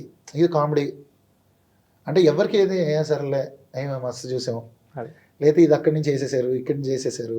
సో ఇది ఎక్కువ అయిపోయిందేమో రాదర్ దెన్ మనకి ఇప్పుడు మణి శర్మ గారు మ్యూజిక్ చేస్తున్న టైమ్స్లో ఒక క్యాసెట్లు కొనుక్కొని ఒక పిచ్చితో వెళ్ళి ఒక అభిమానిస్తూ, అప్పుడు ఈ సోర్సెస్ ఎవరికి తెలియదు, మీడియా లేదు కదా. ఇప్పుడు అందరికి అన్ని యాక్సెస్ ఈజీగా అయిపోయింది. ఇప్పుడు అనిరుద్ధ్ ఒక గ్రూవ్ వేసేసిన, తమన్ గారు ఒక గ్రూవ్ వేసేసిన, లేకపోతే ఇంకో దేవి గారు సాంగ్ లేదని దొరికిన, ఇది ఇక్కడ నుంచి ఉంది అక్కడి నుంచి ఉంది ఇక్కడ నుంచి ఉంది, అది ఈజీ రిజంబ్లెన్స్ చెప్పడం కొంచెం. నేను ఏ మ్యూజిక్ డైరెక్టర్ వదిలేను, అందరినీ నేనైతే చూశాను మీమ్స్ లో. ఫలానా సాంగ్ అతందే సాంగ్ ఇంకోటి వేసేస్తారు, దీని ఒరిజినల్ ప్లే చేయని చెప్పి మనకు కింగ్ లో బ్రహ్మానందం గారిది అది పెట్టేసి ఆ టెంప్లెట్ వేసి very regularly most widely use the meme material. So ఇంకెవరిని ఎవరు వదలట్లేదు, అట్లా అయిపోయింది కదా, ఎవరు ఒక్కళ్ళు అనేది లేదు ఇక్కడ, అది చెప్తున్నాను. అండ్ మీరు సిద్ శ్రీరామ్ గారితో పాడించారు తెలియదే సాంగ్ కావచ్చు, ఇంకా మీరు ఆయనతో వర్క్ చేశారు. అంటే ఒక లాంగ్వేజ్ తెలియని సింగర్ జనరల్గా అనుకుంటే స్టార్టింగ్లో కూడా అంతకుముందు ఐ సాంగ్ అన్నప్పుడు నువ్వుంటే కాకుండా అది ఉల్టే అనిపిస్తుంది అని చెప్పి అప్పట్లో కూడా కొంచెం కాంట్రవర్సీ వచ్చింది. చాలా మంది ఏమన్నారంటే అతను డిమాండ్లో ఉన్నాడు పాడించుకుంటున్నారు మీకేం ప్రాబ్లం అని చాలా మ్యూజిక్ డైరెక్టర్స్ కూడా చెప్పారు. ఆయనతో మీరు వర్క్ చేసినారు కాబట్టి, అంటే మీరు ఒక మంచి బ్లాక్ బస్టర్ సాంగ్ ఇచ్చారు కాబట్టి, డిడ్ ఇట్ అంటే రియల్లీ చూస్తారా? అంటే మీరు దగ్గర నుండి పాడించున్నారు కాబట్టి చాలా మంచిగా వచ్చింది. జనరల్ కంపోజర్స్ ఎలా పాడించుకుంటారు సిద్ శ్రీరామ్ చేత? అంటే కొన్నిసార్లు ప్రొనౌన్సియేషన్ చెప్పేవాళ్ళు లేకపోతే ఆ మిస్టేక్స్ జరుగుతాయి. అంటే ఆ సిచ్యుయేషన్ లో లిరిసిస్ట్ అయినా అన్అవైలబుల్ ఉండాలి, ఆర్ ఓవర్లుక్ అయి ఉండొచ్చు. కొన్నిసార్లు ఏంటంటే అదే కొత్తగా ఉంది బ్యూటీగా ఉందని కూడా ఉంచేసిన సందర్భాలు కూడా ఉండొచ్చు కాక. సో అవే ఇప్పుడు మీరు చెప్తున్నది ఉల్టే. అది ఇప్పటికీ చాలా మంది మీమ్స్ లో అప్పుడప్పుడు వేస్తూ ఉంటారు కాబట్టి నేను అదొక పెక్యులర్ ప్రొనౌన్సియేషన్. సిద్ శ్రీరామ్ గారు ఒక పెక్యులర్ గా ఉంటది ఆయన ప్రెజెంటేషన్ కానీ సౌండ్ కానీ. ఇప్పుడు మీరు చేసుకున్నప్పుడు కూడా సిద్ శ్రీరామ్ చేతే పాడిస్తే ఆల్బమ్ హిట్ అవుద్దనో లేదంటే ఈ కమర్షియల్ ఆస్పెక్ట్స్ పెట్టుకొని మీరు ఆయన దగ్గరికి వెళ్ళారా, లేదంటే పాటకు న్యాయం జరుగుతుంది అనిపించి వెళ్ళాను. ఎందుకంటే తెలియదే సాంగ్ అంత ఈజీగా నేనే పాడలేను. అది అంటే యాజ్ అ కంపోజర్గా నేను ఒక సింగర్నే కదా, సో నేనే దాన్ని అంత బాగా పాడలేను. సో అది ఎవరు అటెంప్ట్ కూడా చేసి ఇప్పటిదాకా నేను రియాలిటీ షోస్ లో కూడా ఎక్కడ పాడలేరు, కానీ చాలా మంచి సాంగ్, స్టిల్ 70 మిలియన్ దాటింది సాంగ్. సో అది వింటున్నప్పుడు ఆ ఇంపాక్ట్ని క్రియేట్ చేస్తుంది. ఇట్స్ నాట్ దాన్ని ఏమంటారు, మనకి ఏదో క్యాచీగా ఇన్స్టెంట్గా అయిపోయే మెటీరియల్ కాదు, లాంగివిటీ ఉన్న ఒక షెల్ఫ్ లైఫ్ ఉన్న కంపోజిషన్. సో దానికి ఎందుకో అలాంటి క్లాసికల్లీ అంత పర్ఫెక్ట్గా ట్రైన్ అయిన వ్యక్తి ఒక మ్యూజికల్ మెడిటేటివ్ స్టేట్లో ఉన్న సింగరే పాడాలి. సో తను పాడాడు, అది ఆ పెయిన్ అనేది కరెక్ట్. అంటే ప్రాసెస్ ఇంతకుముందు చాలా అంటే ఒక సాంగ్ పంపిస్తే ఒక 2 months తర్వాత పాడేవాళ్ళను లేకపోతే టైం తీసుకునే వాళ్ళను, అండ్ ఇవేవో చాలా ఉన్నాయి కదా, ఎలా ఉండేది? అంటే ఇప్పుడు సిద్ శ్రీరామ్ గారిని అప్రోచ్ అయ్యి పాడించే వాళ్ళకి ఎలా ఉంటుంది? అట్లా ఏం లేదు, 2 months 3 months ఏం లేదు. ఆయనకు సాంగ్ నచ్చితే ఇమీడియట్గా డేట్ ఇచ్చారు, పాడేశారు. 2 songs అలానే జరిగినాయి నావి. లంబసింగి నచ్చేసిందే సాంగ్ కూడా ఇమీడియట్గా నాకు డేట్ ఇచ్చారు, పాడేశారు. సో నచ్చకపోతే పాడరు? నచ్చకపోతే he will turn down, of course. అలానే ఉంటుంది. అండ్ మీరు శ్రేయా ఘోషల్ గారితో చాలా మందితోటి అంటే వాళ్ళు రియల్గా వాళ్ళు లైవ్లో పాడేటప్పుడు మీరు టేక్ తీసుకున్న సందర్భాలు ఉన్నాయి, వాళ్ళ దగ్గర నుండి పాడించుకున్న సందర్భాలు ఉన్నాయి కాబట్టి మీకు బాగా అంటే యాజ్ అ సింగర్ గాను, ఒక లిరిసిస్ట్ గాను, ఒక మ్యూజిక్ డైరెక్టర్ గాను జనరల్గా ఇన్ని ఆస్పెక్ట్స్లో నుంచి అబ్జర్వ్ చేసినప్పుడు మీకు బాగా రియల్గా బాగా కనెక్టివిటీ అనిపించిన వాయిస్ ఏది? అంటే ఇది ఇంకా ఫీమేల్ సింగర్స్లో ఫర్ మీ శ్రేయా ఘోషల్ గారు ఇస్ లైక్ గాడెస్. అంటే ఆవిడ పర్ఫెక్షన్, ఆవిడ ఫినిషింగ్, అంటే ఒక సాంగ్ని ఒక కంపోజర్ ఏదైతే ఫీల్ అయ్యి ఇలా ఉండాలి నా బేబీ అనేది ఒకటి మైండ్లో ఊహించుకుని కంపోజ్ చేసే టైం నుంచి ఊహించుకుంటాం కదా, అది ఆవిడ పాడుతున్నప్పుడు అలా కనిపించేస్తుంది. అంటే మనం ఊహించిన ఒక పెయింటింగ్ అంటే ఒక రఫ్ స్కెచ్ ఇట్లా కలర్ఫుల్గా ఇట్లా పెయింట్ అయ్యి వచ్చేసినంత హై వచ్చేస్తుంది. సో అది అన్డౌటెడ్లీ శ్రేయా ఘోషల్ గారు female singers for me. And male సింగర్స్లో ఆ రోజుల్లో బాలు గారు నాకు, ఎందుకంటే ఆయన కూడా నాకు పాడారు. నాకు ఆ రేర్ అదృష్టం ఉంది. సో కథాకమామిషు అనే ఒక సినిమా నా ఆల్బమ్ మీరు వింటే అందులో బాలు గారు పాడిన సాంగ్. సో ఆయనతో జర్నీ అంతకుముందు పాడాలని ఉంది దగ్గర నుంచే నేను స్టార్ట్ అయినాను. సో ఆయన he is that one never before ever after singer అని చెప్పొచ్చు. మేల్ సింగర్స్లో నేను పొందిన ఆ అనుభూతి ఆయన పాడుతున్నప్పుడు నా ముందు రికార్డింగ్. అండ్ అలాంటి సిమిలర్ ఎక్స్పీరియన్సెస్ మళ్ళీ నాకు శంకర్ మహాదేవన్ గారితో ఉంది. ఎందుకంటే ఆయన హీఈస్ ఆల్సో ఆ లెవెల్లో ఒక పాటని కంపోజర్ చేసుకున్న స్థాయి నుంచి ఇంకొక పైన స్టెప్కి తీసుకెళ్ళగలిగిన సింగర్స్ వీళ్ళంతా. సోను నిగమ్ గారు, అఫ్కోర్స్ అరిజిత్ సింగ్ గారు, ఆయనతో పనిచేసే అదృష్టం మాత్రం రాలా. బట్ శంకర్ మహాదేవన్ గారు, సోను నిగమ్ గారు, ఇలా చాలామంది ఉన్నారు. అంటే ఇప్పుడు మీరు ఇన్ని పేర్లు చెప్పారు కాబట్టి నాకు అనిపించింది అడుగుతున్నా జస్ట్ ఇప్పుడే ఆన్ స్పాట్లో. బాలు గారి తర్వాత ఈ తెలుగులో ఎవరి పేరు చెప్పాలా మీరు? అంటే బాలు గారితో అసలు అక్కడ ఎవరు ఆయన లెవెల్ అన్నట్లు ఇప్పుడు నా లెక్కకి ఏంటంటే బాలు గారు 1 to 10 టాప్ సింగర్స్, 1 to 10 ఆయన నుండి 11 నుంచి ఎవరైనా స్టార్ట్ అవ్వచ్చు. ఓకే, అది నా మైండ్లో. సరే అది ఓకే. రీసెంట్ గా ఉన్న సింగర్స్ లో తెలుగులో ఎవరు బాగా పాడుతుంది అంటే ఇంకా అన్డౌటెడ్లీ ఇప్పుడు తెలుగులో ఇక్కడ హైదరాబాద్లో ఉన్న సింగర్స్లో నా ఫేవరెట్ అనురాగ్ కుల్కర్. అనురాగ్. బట్ అంటే నాకు ఇది జనరల్ డౌట్ వచ్చింది ఎప్పటి నుంచో. ఇప్పుడు అనురాగ్ అనే పర్సన్ కూడా జాబ్ మానేసి డెమోస్ ఇచ్చి తను ఒక మళ్ళీ సింగర్ అయ్యి ఇట్లా ఇప్పుడు ఒక కెరీర్ ఎస్టాబ్లిష్ చేసుకొని నిలబడ్డ సింగర్. అదే టైంలో జర్నీ స్టార్ట్ చేసిన వాళ్ళు కూడా చాలా మంది ఉన్నారు. ఇప్పుడు కొంతమందికి అంటే ఇది జనరల్ తెలుస్తున్నాయి, కొంతమందికి పాటలు లేవు. ఇప్పుడు అనురాగ్ చాలా సాంగ్స్ పాడుతున్నారు. ఈ రీసెంట్ గద్రావాడి ఇలా కూడా వచ్చింది. బట్ అంటే సింగర్స్ ఎలా ఉంటుంది, వాళ్ళ లైఫ్ స్టైల్ ఎలా ఉంటుంది అసలు, ఎలా అంటే ఇప్పుడు నెక్స్ట్ సాంగ్ కోసం వాళ్ళు ఎలా ప్రిపేర్ అయ్యి ఉండాలి, వాళ్ళకి సాంగ్స్ ఎలా వస్తాయి అసలు? ఇప్పుడు అనురాగ్కి కంటిన్యూస్గా సాంగ్స్ మీద సాంగ్స్ పడుతూ ఉన్నాయి. మిగతా అదే టైంలో స్టార్ట్ అయిన వాళ్ళకి సాంగ్స్ లేవు. ఈవెంట్స్ బ్యాండ్స్ ఇలా చేస్తూ ఉంటారు. ఏమైనా ఫీల్ అవుతుంటారా నాకు కూడా సాంగ్స్ పడితే బాగుండు? ఈవెన్ చాలా మంచి పాడే సింగర్స్ ఉన్నారు. నేమ్స్ మెన్షన్ చేయను. చాలా డెప్త్, ఇప్పుడు ఏదైనా ఒక అమ్మ సాంగ్ వచ్చింది అనుకో, చాలా డెప్త్ పాడే వాళ్ళు కూడా ఉంటారు. ఎండ్ ఆఫ్ ద డే మనం అర్థం చేసుకోవాల్సింది ఏంటంటే industry is a Gamble. Biggest Gamble ఇక్కడ ఇండస్ట్రీ. ఎందుకంటే ఎవరికి ఇలా రాసి నేనున్నా నీకు ఇది ఇస్తున్నా, దాని ఏమంటారు, ఎవరికి రాసిచ్చుకొని లేరు ఇక్కడ. ఓకే. సో ఏ టైం బట్టి ఎవరి రిక్వైర్మెంట్ బట్టి ఎవరి ఆ జోన్లోకి ఎవరు ఫిట్ అవ్వగలిగింది ఫిట్ అవ్వలేదనే దాని ప్రకారం ఆపర్చునిటీస్ వేరీ అవుతుంది, సీజన్ మారుతుంది. సో ఈ క్రమంలో కొంతమంది రాక్ సాలిడ్గా నుంచున్న వాళ్ళు పెనిట్రేట్ అయ్యి బయటకు వస్తారు.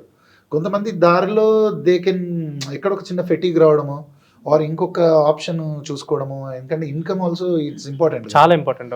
సో కొంతమంది లైవ్లీహుడ్ కోసం బ్యాండ్స్కి వెళ్ళిపోయిన సింగర్స్ని చూశాను. సో ఒకళ్ళనే నమ్ముకుని ఇక్కడ ఉండకూడదు అనేది కూడా అది వ్యాలిడ్. ఇవి రెండు డిఫరెంట్ రూట్స్. కొంతమంది ఓన్లీ రికార్డింగ్స్ని నమ్ముకుని కూడా ఎందుకు బ్యాండ్కి వెళ్తే మన వాయిస్ ఓవర్ యూజ్ అయ్యి ఎక్కువ హై. ఇప్పుడు ఫర్ ఎగ్జాంపుల్ 2018-2019 టైంలో బ్యాండ్ మూమెంట్ పీక్కి స్టార్ట్ అవుతున్నా. నేను ఒక 10 షోలు బ్యాండ్ చేశాను. కాకపోతే నాకేమైపోయిందంటే beyond a point of time దానికి చాలా, అది కూడా ఏమి ఈజీ థింగ్ కాదు. చాలా టైం స్పెండ్ చేయాలి, జామ్ చేయాలి, 5-6 ఫ్రీక్వెన్సీ కుదరాలి, కూర్చోవాలి. సో అవి చేసుకుంటూ మళ్ళీ ఇక్కడ లిరిక్ రాస్తూ కంపోజ్ చేస్తూ అంటే రెండు బ్యాలెన్స్ అవ్వదు. ఎందుకంటే ఏదో ఒక సైడ్ అంటే ఇప్పుడు మనకి సింపుల్ భాష అవ్వ కావాలి బువ్వ కావాలంటే అవ్వకపోవచ్చు అందరికి. సో ఏంటంటే ఎవరికి ఏది సూట్ అయింది అనేది వాళ్ళకే తెలుస్తుంది జర్నీలో, మనం డిసైడ్ చేయలేము. ఇప్పుడు మీకు ఒకలాగా ఇష్టం, ఇంకో సింగర్కి ఇంకోలాగా. సో అలా ఇప్పుడు ఎవరి జర్నీ వాళ్ళు వేసుకున్నారు. ఇప్పుడు మా బ్యాచ్లో స్టార్ట్ అయిన అందరూ మీరు చూసినట్టయితే రియాలిటీ షోస్ నుంచి ఇప్పుడు ఒక 15-20 మంది మీరు అని ఉంటారు. సో ఎవరిది వాళ్ళు అలా దారేసుకుంటూ ఎవరికి ఎలా వర్కౌట్ అయ్యింది, సో వాళ్ళు చూస్ చేసుకున్న దాంట్లో వాళ్ళు హ్యాపీగా సాటిస్ఫై చేసుకుంటున్నారు. End of the day that is the thing కదా. There is a life other than film industry and everything also కదా. So you need to be in pursue of happiness. And Madan Mohan song గురించి ఒకసారి sudden గా అదేంటి మధ్యలో అది నేను మర్చిపోతానేమో మళ్ళీ అని చెప్పని. అండ్ అంటే ఇది నచ్చిందా బాగా? నాకు చాలా నచ్చింది. సునీత గారు పాడారు కాబట్టి నచ్చింది అంటున్నా, అంతే, అంతకు మించి ఇంకేం లేదు. అది ఒక క్యూట్ ప్రయత్నం. అది ప్రైవేట్ సాంగ్ చేయాలని అనుకున్నాం ఎప్పటి నుంచో. సో హరితేజ అప్రోచ్ అయ్యి ఇట్లా చేస్తే బాగుంటుంది అనుకున్న టైంలో హరితేజ నన్ను అప్రోచ్ అయింది. నేను సాంగ్ చేశాను. సాంగ్ చేసిన తర్వాత నేను సునీత గారిని అప్రోచ్ అయ్యాను. ఓకే. సో ఆవిడ ఆన్ బోర్డ్ వచ్చి మ్యాంగో త్రూ మనం రిలీజ్ చేసాం. సో ఆవిడ సింగింగ్, తిను డాన్సింగ్, ఓకే, నా మ్యూజిక్, లిరిక్స్. అంటే నేను జనరల్ అంటే మాట్లాడుకుంటారా మీరు హరితేజ గారు ఇప్పుడు జనరల్ ఈ అంటే సాంగ్ చేశారు కాబట్టి అడుగుతున్నా, మాట్లాడుకుంటారా జనరల్లీ? అంటే ఏమన్నా ఆన్ అండ్ ఆఫ్ అప్పుడప్పుడు ఇట్లా ఇండస్ట్రీ పరంగా పలకరించుకోవడం, ఎక్కడైనా కామన్ ఈవెంట్స్లో కలిసినప్పుడు, Hmm. లేకపోతే ఇప్పుడు ఇట్లా వర్క్ ఉన్నప్పుడు అప్పుడప్పుడు వీఆర్ ఇన్ గుడ్ టచ్. అంటే జనరల్ అంటే ఇప్పుడు నేను అప్పుడు ఇండస్ట్రీలో లేను యాక్చువల్లీ. ఏదైనా న్యూస్ అవి చూడడం తెలుసు కాబట్టి జనరల్ ఇప్పుడు ఈవెన్ ఇండస్ట్రీలో సింగర్స్ ఎంతమంది ఫ్రెండ్స్ ఉన్నా కూడా కొంతమంది కూడా మనకు ఆ టాపిక్స్ అన్నీ తెలియదు. అప్పట్లో జరిగినవి ఇవన్నీ మనం జనరల్లీ వదిలేస్తాం, పట్టించుకోం కూడా. అండ్ ఏంటంటే మీ పర్సనల్ లైఫ్ పరంగా ఎప్పుడైనా ఏమన్నా రిగ్రెట్స్ కానీ ఆర్ ఎల్స్ మీరున్న ఎప్పుడైనా ఏమైనా డిస్కస్ చేసుకుంటారు ఎవరైనా అమ్మతో కానీ? ఏం లేదు అసలు. ఇంత పెద్ద లైఫ్లో ఒక పేజ్, అది అప్పుడు అయిపోయిన పేజ్. దాని తర్వాత చాలా లైఫ్ అయింది. ఇప్పుడు 10 years అయింది. 10 years అయిపోయింది. అవును. So obviously both of us have grown in our own ways in the career కదా. సో ఇట్ ఈస్ నాట్ అంతేమీ మనకు ఉండదు మైండ్లో, ఎందుకంటే ఇంత మెమరీ లైన్లో ఇంత వర్క్ చేసుకుని ముందుకు వెళ్ళిపోయాక మనకు అవేం గుర్తుంటుంది. ఉండవు. అవును. సో జనరల్ ఎక్కడైనా అప్పుడప్పుడు రాస్తుంటారు కదా ఏదైనా న్యూస్లలోనో ఏదైనా యూట్యూబ్ కొత్త ఛానల్స్ తమ్నైల్స్లలో వాటిలో ఎప్పుడు లేదా? ఏం లేదు. ఇప్పుడు 10 years back matter. 10 years back ఎప్పుడైనా ఒకటి రెండు అలా చూసా, కానీ నాకు దాని తర్వాత ఐ థింక్ చాలా ముందుకు 10 years is a huge journey కదా. ఇప్పుడు ఏంటంటే జనరల్ ఇప్పుడు మీ మమ్మీ అందరికీ తెలుసు, ఇండస్ట్రీలో అందరికీ, సింగర్స్ అందరికీ, మ్యూజిక్ డైరెక్టర్స్ అందరికీ తెలుసు, మీ ఈవెంట్స్ కూడా వస్తుంటారు, పాడుతుంటారు. అసలు మీ ఇప్పుడున్న మీ ఫ్యామిలీ ఏంటి అంటే వాళ్ళు హ్యాపీ? నాకు తెలిసి డెఫినెట్లీ హ్యాపీ మీరు చేసే సాంగ్స్. ఇప్పుడు ఏంటి ఫైనాన్షియల్ పొజిషన్? మా మదర్ బేసిక్ ఏంటంటే తను ఆల్ ఇండియా రేడియోలో అనౌన్సర్గా చేసేవారు. సో తను చిన్నప్పటి నుంచి స్కూల్ డేస్ నుంచి కవితలు రాసుకుని ఇప్పటికీ ఆ బుక్లో అన్నీ ఉంటాయి మా మమ్మీదే. సో తనకి ఇంట్రెస్ట్ ఆర్ట్స్ సైడ్ అది. సో తనకి ఏంటంటే అప్పుడు ఫ్యామిలీ సపోర్ట్ లేకపోవడం ఆర్ అప్పుడుకున్న పరిస్థితుల వల్ల తను జాబ్ టీచర్ లాగా పనిచేసేవారు. సో నా రూపంలో అది మా మమ్మీ ఆల్వేస్ హ్యాపీ. అంటే నేను వచ్చి ఇండస్ట్రీలో సక్సెస్ అయ్యాను. సో నేను same Arjun son of Vyjayanthi అప్పుడు నేను సింగిల్ కార్డ్ రాసినప్పుడు మదర్ సన్ ఫిలిం కదా అది. అవునవును. సో అప్పుడు నేను ఎందుకో నా మనసు కనిపించి మా మదర్ని తీసుకొచ్చి ఆ వేదిక మీద నేను మాట్లాడాలనిపించింది. సో ఆవిడకి నాకు మంచి స్పెషల్ మెమరీ. సో చాలా హ్యాపీ. నాకు తెలిసి మీరు పాడేటప్పుడు, మీరు ఏదైనా కంపోజ్ చేసినప్పుడు మా మదర్ ఆ పరంగా ప్రతిసారి ఒక హై అనేది మా మమ్మీకి ఉంటుంది. మా నాన్నగారి విషయంలో ఎట్లా అంటే ఈజ్ అ గవర్నమెంట్ ఎంప్లాయీ, ఎస్బీఐలో చేసి రిటైర్ అయ్యారు. సో మా సైడ్ ఫ్యామిలీలో ఎవ్వరు ఇండస్ట్రీ సైడ్ లేరు. అందరూ white collar jobs, government jobs, లేకపోతే కొంచెం బాగా చదువుకుని హయ్యర్ స్టడీస్, మంచి వైట్ కాలర్ జాబ్స్లో ఉన్న ఫ్యామిలీ. సో అవి సడన్గా ఇందులోంచి ఒకళ్ళు ఇండస్ట్రీకి వచ్చి సక్సీడ్ అవ్వడం అనేది ఎవరికి అది ఊహలో ఉండదు. సో మా నాన్నగారు కూడా అది చాలా టైం పట్టింది, ఒక డెకేడ్ 10 years పట్టింది. ఇప్పుడు నాకు తెలిసి ఒక 2-3 years బ్యాక్ నుంచి ఆయన రిలాక్స్. అండ్ ఇప్పుడు ఇన్స్టాగ్రామ్, సోషల్ మీడియా ఇంత వాస్ట్ థింగ్లో ఉంది. అంటే ఇప్పుడు ఇన్స్టాగ్రామ్ అంటే చాలా పీక్లో ఉంది. ఈవెన్ ఇన్స్టాగ్రామ్లో జస్ట్ ఒక పాట పాడి పెట్టుకుని, అంటే జనరల్ సింగర్ కాకపోయినా కూడా భలే పాడుతున్నారని వాళ్ళని లేపుతున్నారు. అంటే లేపడం అంటే ఇన్ ద సెన్స్ వాళ్ళని బాగా ప్రమోట్ చేయడము ఇలా జరుగుతుంది. జస్ట్ ఏదో రూమ్లో కూర్చొని వీడియో తీసిన వాళ్ళని కూడా ప్రమోట్ చేస్తున్నారు. అంటే ఇప్పుడు ఇంత క్లాసికల్ సింగింగ్ నేర్చుకొని ఈవెంట్స్ చేస్తూ కాంపిటీషన్స్కి అటెండ్ అయ్యి ఇలా వచ్చిన సింగర్స్ ఏమో వాళ్ళకి పాటలు ఉండట్లేదు. బట్ ఇలా వచ్చిన వాళ్ళని కూడా అప్పుడప్పుడు పిలిపించి పాడిస్తుంటారు. నేను చాలా అబ్జర్వ్ చేసాను, పేర్లు మెన్షన్ చేయను కాబట్టి. మీరు ఒక మ్యూజిక్ డైరెక్టర్ పొజిషన్లో ఉన్నారు కాబట్టి నేను చాలా మందిని అంటే అబ్జర్వ్ చేసినప్పుడు వాళ్ళు చెప్పేది ఏంటంటే, ఈవెన్ మ్యూజిక్ డైరెక్టర్స్ కూడా కొంతమంది ఏంటంటే, మీరు ఒక మార్కెట్ క్రియేట్ చేసుకోండి సింగింగ్లో. అంటే మీరు కనిపిస్తూ ఉండండి, అపీర్ అవుతూ ఉండండి. నేను ఒక పర్సన్, ఒక మ్యూజిక్ డైరెక్టర్ దగ్గర వర్క్ చేసే పర్సన్ ఏం పెట్టాడంటే లాస్ట్ టైం, మీకు సంబంధించిన ఒక బెస్ట్ 3 songs మీ ప్రొఫైల్లో పిన్ చేసి పెట్టుకోండి. కరెక్ట్. అది నేను చదివాను అనమాట. అతను చాలా మెసేజ్ పెట్టాడు ఇన్స్టాగ్రామ్లో. సింగర్స్ లేరు యాక్చువల్లీ మనం వెతికినప్పుడు. అంటే ప్రతి మ్యూజిక్ డైరెక్టర్ దగ్గర ఒక పర్సన్ ఉంటారు, వోకల్స్ చూసుకునే వాళ్ళు, సూపర్విజన్ చేసేవాళ్ళు. వాళ్ళు చెప్పింది ఏంటంటే, మీరు ఒక పిన్ చేసి పెట్టుకోండి ఒక మీ 3 best songs. So that music director share చేయాలన్నా మాకు ఈజీగా ఉంటుంది, ఆర్ఎల్స్ మీకు ఒక ఆపర్చునిటీ రావాలన్నా ఈజీ. కానీ నాకు తెలిసి ఎవరు ఇలాంటి థింగ్స్ చేయడము ఇలా ఏమి ఉండదేమో కదా. ఉంటుంది. ఇప్పుడు ద మోస్ట్ ఈజియెస్ట్ ఏముంది, ఇన్స్టాలో వెళ్ళి ప్రొఫైల్ వెతికేస్తే వీళ్ళ వర్క్ ఏంటి దొరికేస్తుంది, ఏంటనేది దొరుకుతుంది కదా. ఎవరైనా చెప్పినా ఇప్పుడు మామూలుగా నేను మా డైరెక్టర్స్ని ఎవరైనా నాకు ఒక స్క్రిప్ట్ తెచ్చి చేసినప్పుడు హీరో ఎవరు అడిగితే ఫలానా పేరు చెప్తే వీళ్ళు ఫస్ట్ మనం ఇన్స్టా చెక్ చేస్తాం, చూస్తే ఓకే వీళ్ళ ప్రొఫైల్ ఏంటి, ఆర్ వాళ్ళకి రిలేటెడ్ అయిన వీడియోస్ వస్తే వాళ్ళ యాక్టింగ్ కేపబిలిటీ ఎక్కడికి ఉంది మనం చూస్తాం. సో సేమ్ సింగర్స్ కూడా ఇప్పుడు ఈ ఫలానా అబ్బాయి బాగా పాడుతున్నాడు, దీని ఈ రియాలిటీ షోలో వచ్చి చూడండి, మనం వెళ్ళి ఇన్స్టాలో చూస్తే వాళ్ళ క్లిప్స్ ఉంటాయి. సో అందులో పాడిన దాన్ని బట్టి మనకు చిన్న అవగాహన వస్తుంది, తిన్న వోకల్ రేంజ్ ఏంటి, తిన ఎలా పాడుతున్నాడు, మనకు సూట్ అయిద్దా, మన సాంగ్కి సూట్ అయిద్దా అని. So definitely a good thing to promote yourself on the social media. Especially Instagram is the most accessible. ఎక్కడో ఓన్లీ ఫ్యూ సింగర్సే రెగ్యులర్గా పాడి ఏదో ఒకటి పోస్ట్ చేయడం, వాళ్ళకి సాంగ్స్ ఉన్నా లేకపోయినా, ఈవెంట్స్ ఉన్నా లేకపోయినా ఏదో ఒక సాంగ్ కన్సిస్టెంట్గా పెట్టడం కొంతమందే పెడుతున్నారు. ఎందుకంటే కొంతమందికి దాన్ని బేస్డ్గా ఇన్స్టా ఫాలోవర్స్ బేస్డ్గా షోస్ కూడా వస్తాయి. అవును, సో షోసే చాలా మటుకు అసలు ఇన్స్టాగ్రామ్లో వైరల్ అయిన డైలాగ్కే ఈవెంట్స్ హోస్టింగ్ వస్తుందంటే సాంగ్స్ ఎన్ని వచ్చే ఛాన్స్ ఉంటుంది. అది ఎందుకో యూస్ చేసుకోలేకపోతున్నారు. అంటే మీకు ఎప్పుడైనా అనిపించిందా యాజ్ ఎ మ్యూజిక్ కంపోజర్గా? చేస్తున్నారు కదా అందరూ, ఎవరి పరిధిలో వాళ్ళు ప్రమోట్ చేసుకుంటూ, కవర్స్ పోస్ట్ చేసుకుంటూ, ఈవెన్ ప్రొఫెషనలీ చాలా సక్సెస్ చూసిన వాళ్ళు కూడా ఇప్పుడు ఒక రిలీజ్ అయిన ఒక సాంగ్ ఏదైనా ఎగ్జిట్ చేస్తే దాన్ని కూడా కవర్ పెట్టడం కూడా మనం చూస్తున్నాం కదా. సో అది ఒక, అంటే you just love it for the love of the process or the music, or నేను ఎగ్జైట్ చేసింది ఏదైనా నువ్వు అక్కడ పోస్ట్ చేసుకుంటావు. సో అది కొన్నిసార్లు ఏంటంటే స్వామి కార్యం స్వకార్యం. సో మనకి ఏదైనా నచ్చి మన మనసు కనిపించి మనం పోస్ట్ చేసుకుంటే అది ఇంకోళ్ళు ఎవరైనా మనసుని తాకి అలా వాళ్ళని మూవ్ చేసి దాని నుంచి ఇంకో ఆపర్చునిటీ క్రియేట్ అవ్వడం అనేది, ఇదంతా it's a part of the game. And సింగర్స్కి సంబంధించిన ఇంకొక టాపిక్, యాక్చువల్లీ ఇప్పుడు మ్యూజిక్ కంపోజర్గానే ఆన్సర్ చేయండి. మీరు యశస్వి గారి చేత ఒక సాంగ్ పాడించారు అప్పట్లో, బట్ తర్వాత చూస్తే అంటే అతనికి వచ్చిన ఆ బజ్కి, ఆ షోకి క్రియేట్ అయిన హైప్కి, అతను విన్నింగ్ అయిన మూమెంట్ అదంతా చూస్తే వీ ఎక్స్పెక్టెడ్, నార్మల్ ఆడియన్స్ ఏం ఎక్స్పెక్ట్ చేస్తారంటే యశస్వి ఇంకొక 10-20 పాటలు కంటిన్యూస్గా పాడేసి ఉంటాడు ఇండస్ట్రీలో అన్నట్టు ఒకటి. బట్ ఆ తర్వాత ఎక్కువ వినపడలే ఇండస్ట్రీలో, పేరు కావచ్చు ఎవరు ఎక్కువ, నాకు తెలిసి ఒక 2-3 ఏమో పిలిచి పాడించారు, తర్వాత లేదు. ఎందుకనే రీజన్ ఏమన్నా ఎప్పుడైనా మీరు? అంటే మేబీ రైట్ ఆపర్చునిటీస్ ఆ టైంలో తగిలి ఉండకపోవడం. అంటే ఇప్పుడు నేను మైల్స్ ఆఫ్ లవ్లో గగనం దాటి సాంగ్ ఇచ్చాను, పాడించారు. ఇంకొక 4 సాంగ్స్ తనకి డిఫరెంట్ కంపోజర్స్తో పడి ఉంటాయి ఆ టైంలో, it would have been a different game. But otherwise మీరు చూసినట్టయితే is very successful in events, live shows, అది ఓకే. బట్ చాలా కంపారిజన్ నేను విన్నది ఏంటంటే, ఇప్పుడు జనరల్లీ అతని పేరు నేనేం అనట్లేదు, ఎవరైతే ఈవెంట్స్లో పాడుతున్నారో వాళ్ళు రికార్డింగ్స్లో పాడలేరని, జనరల్గా రికార్డింగ్స్లో పాడగలిగిన వాళ్ళు స్టేజ్ షోస్లో సరిగా పాడలేరని, ఆర్ ఎల్స్ బ్యాండ్లో పాడేవాళ్ళు, ఇలా ఏమన్నా డిఫరెన్షియల్స్ ఉంటాయా? అంటే ఒక చోట బాగా పర్ఫామ్ చేస్తుంటే రికార్డింగ్ రికార్డింగ్ గురించి ఎందుకు అంటున్నానంటే, కొంతమంది సింగర్స్ ఏంటంటే స్టేజ్ మీద చాలా ఇంపాక్టివ్ ఉంటుంది, భలే ఓపెన్ ఉంటుంది.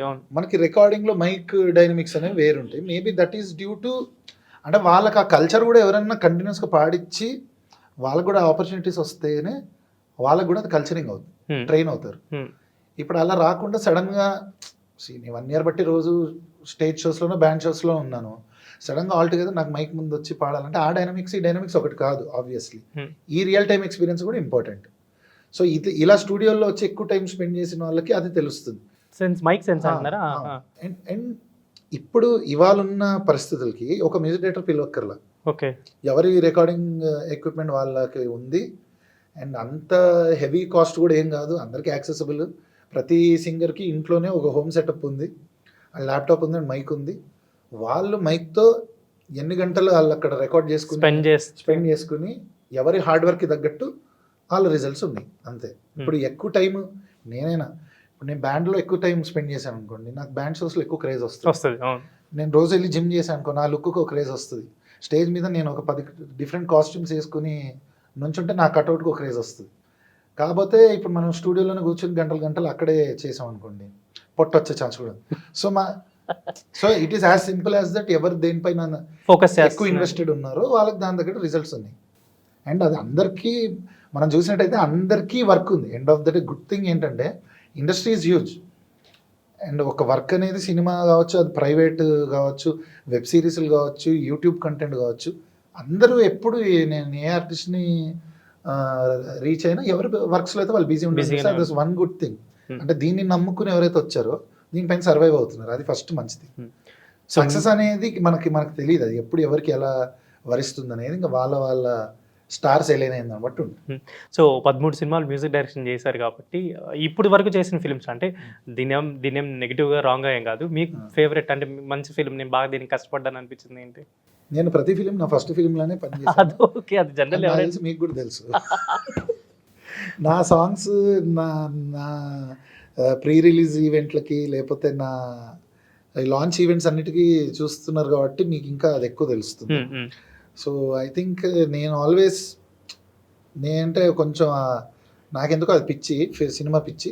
సో అది మ్యూజిక్ పిచ్చి, రెండు కలిపి కన్వర్ట్ అయిపోయి మ్యూజిక్ డైరెక్టర్ పిచ్ అయిపోయింది. సో కంపల్సరీ నాకు అట్లా ఒకటే స్పెషల్ అనేది ఏది లేదు. నాకు తెలిసి మీరు ఏ సినిమానో చెప్పండి, నేను దానికి ఒక పెక్యులర్గా దానిపైన ఒక ఎఫర్ట్ పెట్టినట్టు మీకు తెలుస్తుంది. ఈవెన్ బరాబర్ ప్రేమిస్తా తీసుకుంటే విలేజ్ డ్రామా, దాంట్లో నేను ఏదో ఏదో అనే సాంగ్ చేశాను. అది మోహన భోగరాజ్ వాయిస్లో ఎక్స్పెరిమెంటేషన్. అట్లాంటి మెలోడీ మోహన వాయిస్లో కొత్తగా ఉండింది మీకు ఆ టైంకి. రెడ్డి మామ అనే సాంగ్ సాహితీ చాగంటి నకాష్ అజీజ్తో పాడించింది. దానికి ఒక సపరేట్ ఫ్యాన్ బేస్ ఉంది. దాని ముందు సినిమా ఈషా తీసుకుంటే నేను శ్రేయా ఘోషల్ గారితో శంకర్ మాధవన్ గారితో పాడించాను. దాంట్లో స్పెషాలిటీ ఏంటి, అదొక డివోషనల్ స్పేస్లో ఒక చిన్న మిస్టిక్ ఎలిమెంట్స్, ఒక డివోషనల్, రెండు టచ్ ఉంటుంది, హారర్, ఇవన్నీ కలిపేసి మీకు ఉంటాయి. అండ్ శ్రేయా ఘోషల్ గారు కూడా నాకు కాంప్లిమెంట్ ఇచ్చారు. యూజువల్లీ నేను ప్రతి సాంగ్ తీసుకోవట్లేదు, బట్ ఇది నాకు ఫ్రెండ్షిప్ మీద నాకు చాలా మంచి వైబ్ అనిపించింది. I really like the vibe of the song, so I'm doing this song. So అలా మిత్రమండలి తీసుకుంటే టోటల్ ఎక్స్పెరిమెంటేషన్. మనం మాట్లాడుతుంటేనే ఒక హ్యూమర్, మనం ఒక లైట్ హార్టెడ్, ఒక ఫన్ లవింగ్ పర్సన్ అనేది తెలుస్తుంది నా ఫ్రెండ్స్కి కానీ ఇండస్ట్రీ మిత్రులు కానీ. సో ఇప్పుడు నాలాంటి వాడికి అలాంటి ఒక కామెడీ స్పేస్లో ఒక హ్యూమరస్, ఒక క్వర్కీ స్పేస్, అండ్ నా లిరిక్లు కూడా మీకు నేను ప్రీవియస్లీ రాసుకున్న నో పెళ్లి సాంగ్ కావచ్చు, సాంగ్ కూడా బాగా సింగిల్, నా వర్డింగ్స్ అన్ని ఏదో నా యూనిక్, నాదేదో తెలిసిపోతుంది అది ఇప్పుడు నా పాటలంట్లో రిఫ్లెక్ట్ అయింది మిత్రమండలి. బాపు తీసుకుంటే ఏంటంటే ఒక మెచ్యూర్డ్ విలేజ్ డ్రామా. సో అందులో మీకు కంగారే పడకురా అందరి కథ ఇంతేరా అనే సాంగ్ హ్యూజ్ 100 మిలియన్ రీల్స్ ఉన్నాయి. సో అది ఎందుకో మాకు ఇంకా యూట్యూబ్లో అక్కడ దాకా కన్వర్ట్ అవ్వలేదు, బట్ ఆ సాంగ్ విన్న ఎవరన్నా కదిలేరు. సో అలా ఒక్కొక్క ఫిలింకి ఒక్కొక్క ప్రయత్నం చేసుకుంటే ఫైనల్ ఇది ఏంటంటే నాకు ఎవరి సినిమా ప్రతి సినిమా నేను మైల్స్ ఆఫ్ లో నుంచి చెప్తాను ఇక్కడ దాకా. అంటే నేను మాట్లాడే దాంట్లో ఏదైనా లేదు నిజాయితీ అంటే మీకే తెలిసిపోతుంది, బట్ నేను నిజంగా అంత కష్టపడి. సో ఇప్పుడు రాసిన వాటిలో అంటే లిరిక్ అంటే రాసిన వాటిలో మీకు ఫేవరెట్ ఏంటంటే చాలా మంచిగా అనిపిస్తాయి కదా, అలా అనిపించిన సాంగ్స్ ఏంటి లిరిక్ రాసిన? అంటే నో పెళ్లి స్పెషల్, ఎందుకంటే ఓహో నేను నిజంగా మనలో ఇది ఉందా లిరిక్ యాంగిల్, అంటే మనం కూడా రాయచ్చా చారి గారు లాగా. సో అది అక్కడ ఆ మూమెంట్ ఫర్ మీ కాబట్టి నో పెళ్ళి. అండ్ అక్కడి నుంచి ఆల్ టైమ్ కెరియర్లో స్పెషల్ హై, ఒక ఆల్ టైమ్ హై అంటే hungry చీట.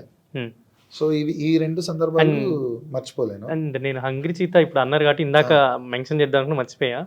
Hungry cheetah song first మీరు రాసి అదంతా అయిపోయి రిలీజ్ అయిన తర్వాత అల్లు అర్జున్ గారు ఈ సాంగ్ గురించి అప్రిషియేట్ చేశారని. నేను సంక్రాంతికి వస్తున్నాం సినిమా పనిచేస్తున్నప్పుడు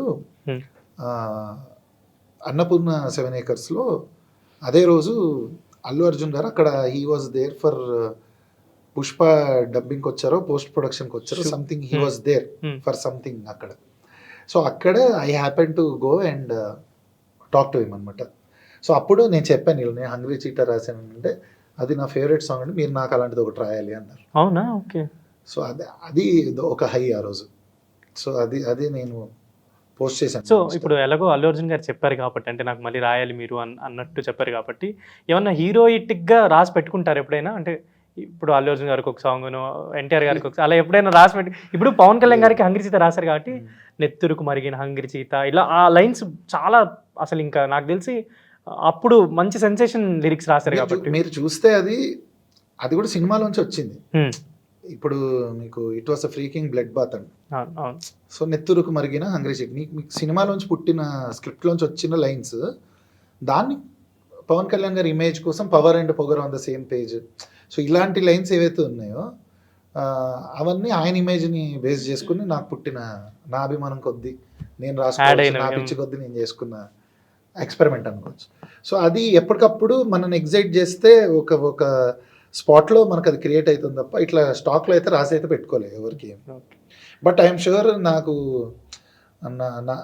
అలాంటి ఆపర్చునిటీ వచ్చినప్పుడు డెఫినెట్లీ అది మనసులోంచి ఆటోమేటిక్ తన్నుకుని వస్తుందని నాకు తెలుసు. అండ్ ఇప్పుడు 2 పేర్లు ఉన్నాయి, ఇప్పుడు ఆర్ఆర్ ధ్రువన్ ఒకటి, రఘురామ్ 2 ఉన్నాయి కాబట్టి ఈ పర్ఫార్మింగ్ రైట్స్ ఉన్నాయి కాబట్టి మీకు ఎలాగో అక్కడెక్కడ ఏం ప్రాబ్లం రాదా? అంటే 2 వస్తున్నాయా మీకు, ఒకటే వస్తుందా?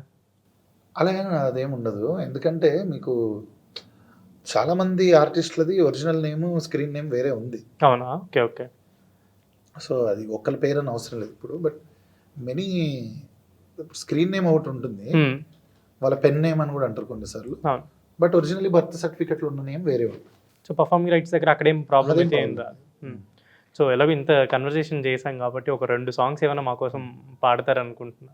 అంటే ఏం పాడితే బాగుంటుంది? మీ మీ ఇష్టం. అంగ్రిచిత కూడా పాడలేదు, చాలా మంది పాడిచ్చారు ఇప్పటి వరకు అని చెప్పని నేను కూడా సరే దాని గురించి డిస్క్రిప్షన్ తీసుకున్నాం అనమాట.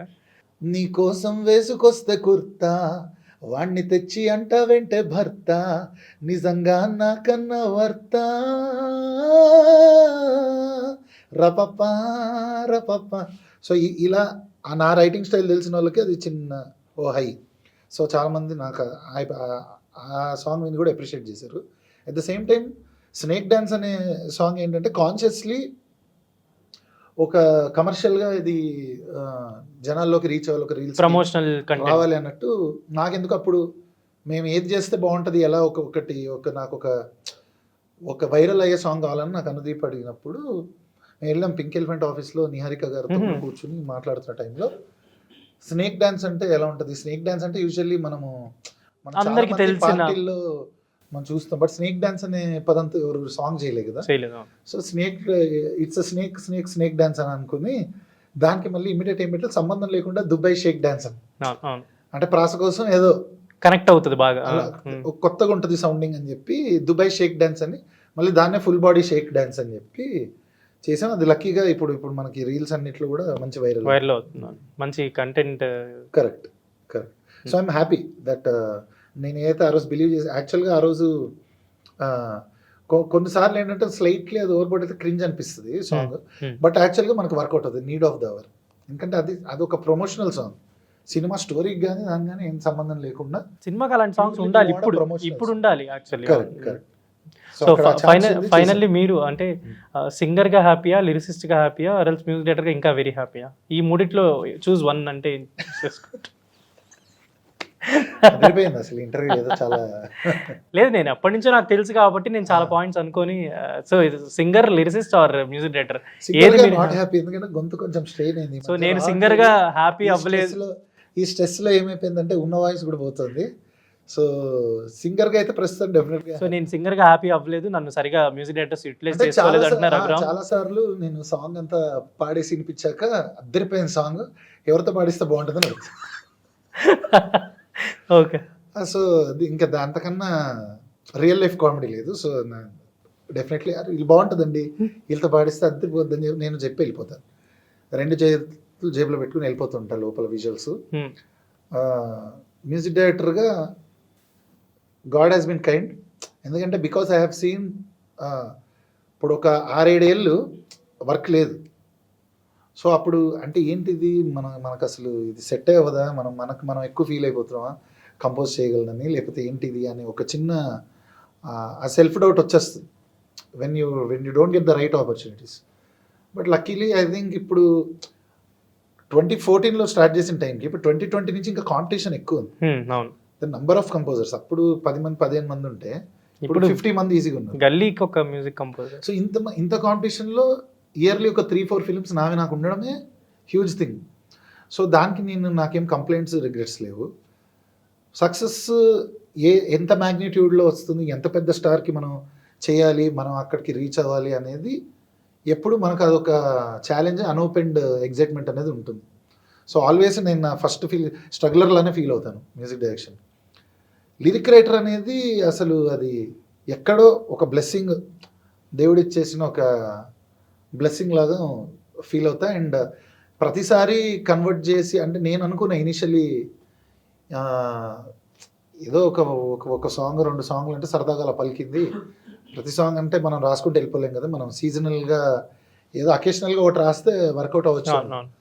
బట్ అది ఏమైపోయింది అంటే ఒక పాయింట్ తర్వాత ఒక చిన్న లైవ్లీహుడ్ లాగాను, బ్యాకప్ ప్లాన్ లాగాను అక్కడ కూడా తెలియకుండా సబ్ కాన్షియస్లో నేను సీరియస్ తీసుకుని అక్కడి నుంచి నేను వినే విధానం, పాటలు అండ్ మీకు ఏంటంటే 30 దాకా ఒకలాగా లైఫ్ ఉంటుంది. 30 తర్వాత మీకు ఒక మెచ్యూరిటీ, ఒక చిన్న లైఫ్ ఎక్స్పీరియన్సెస్, ఎవల్యూషన్. ఆర్టిస్ట్కి ఎస్పెషల్ ఏంటంటే క్రియేటివ్ మైండ్ ఉన్న వాళ్ళకి లైఫ్ ఎక్స్పీరియన్సెస్, మనం ప్రీవియస్లీ దాన్ని ఒక సాంగ్ ఎప్పుడో 5-6 ఏళ్ళ బ్యాక్ విన్నప్పుడు ఒకలా ఉంటుంది, అంటే సరదాగానే. ఇప్పుడు తొలి ప్రేమ అనే ఎగ్జాంపుల్ చెప్పాను, ఇప్పుడు ఈ మనసే సాంగ్ అనేది ఉంది. సో వినమంటోంది తన ఊసే, ఇప్పుడు అన్నీ సేతో ఎండ్ అవుతాయి. మనకు ఆ టైంకి అది అనిపించదు. మనకు సరదాగా పవన్ కళ్యాణ్ గారి స్వాగో లేకపోతే బాలు గారు పాడిన సింగింగ్ యాంగిల్ ఏదో ఉండుంటుంది నాకు మైండ్లో.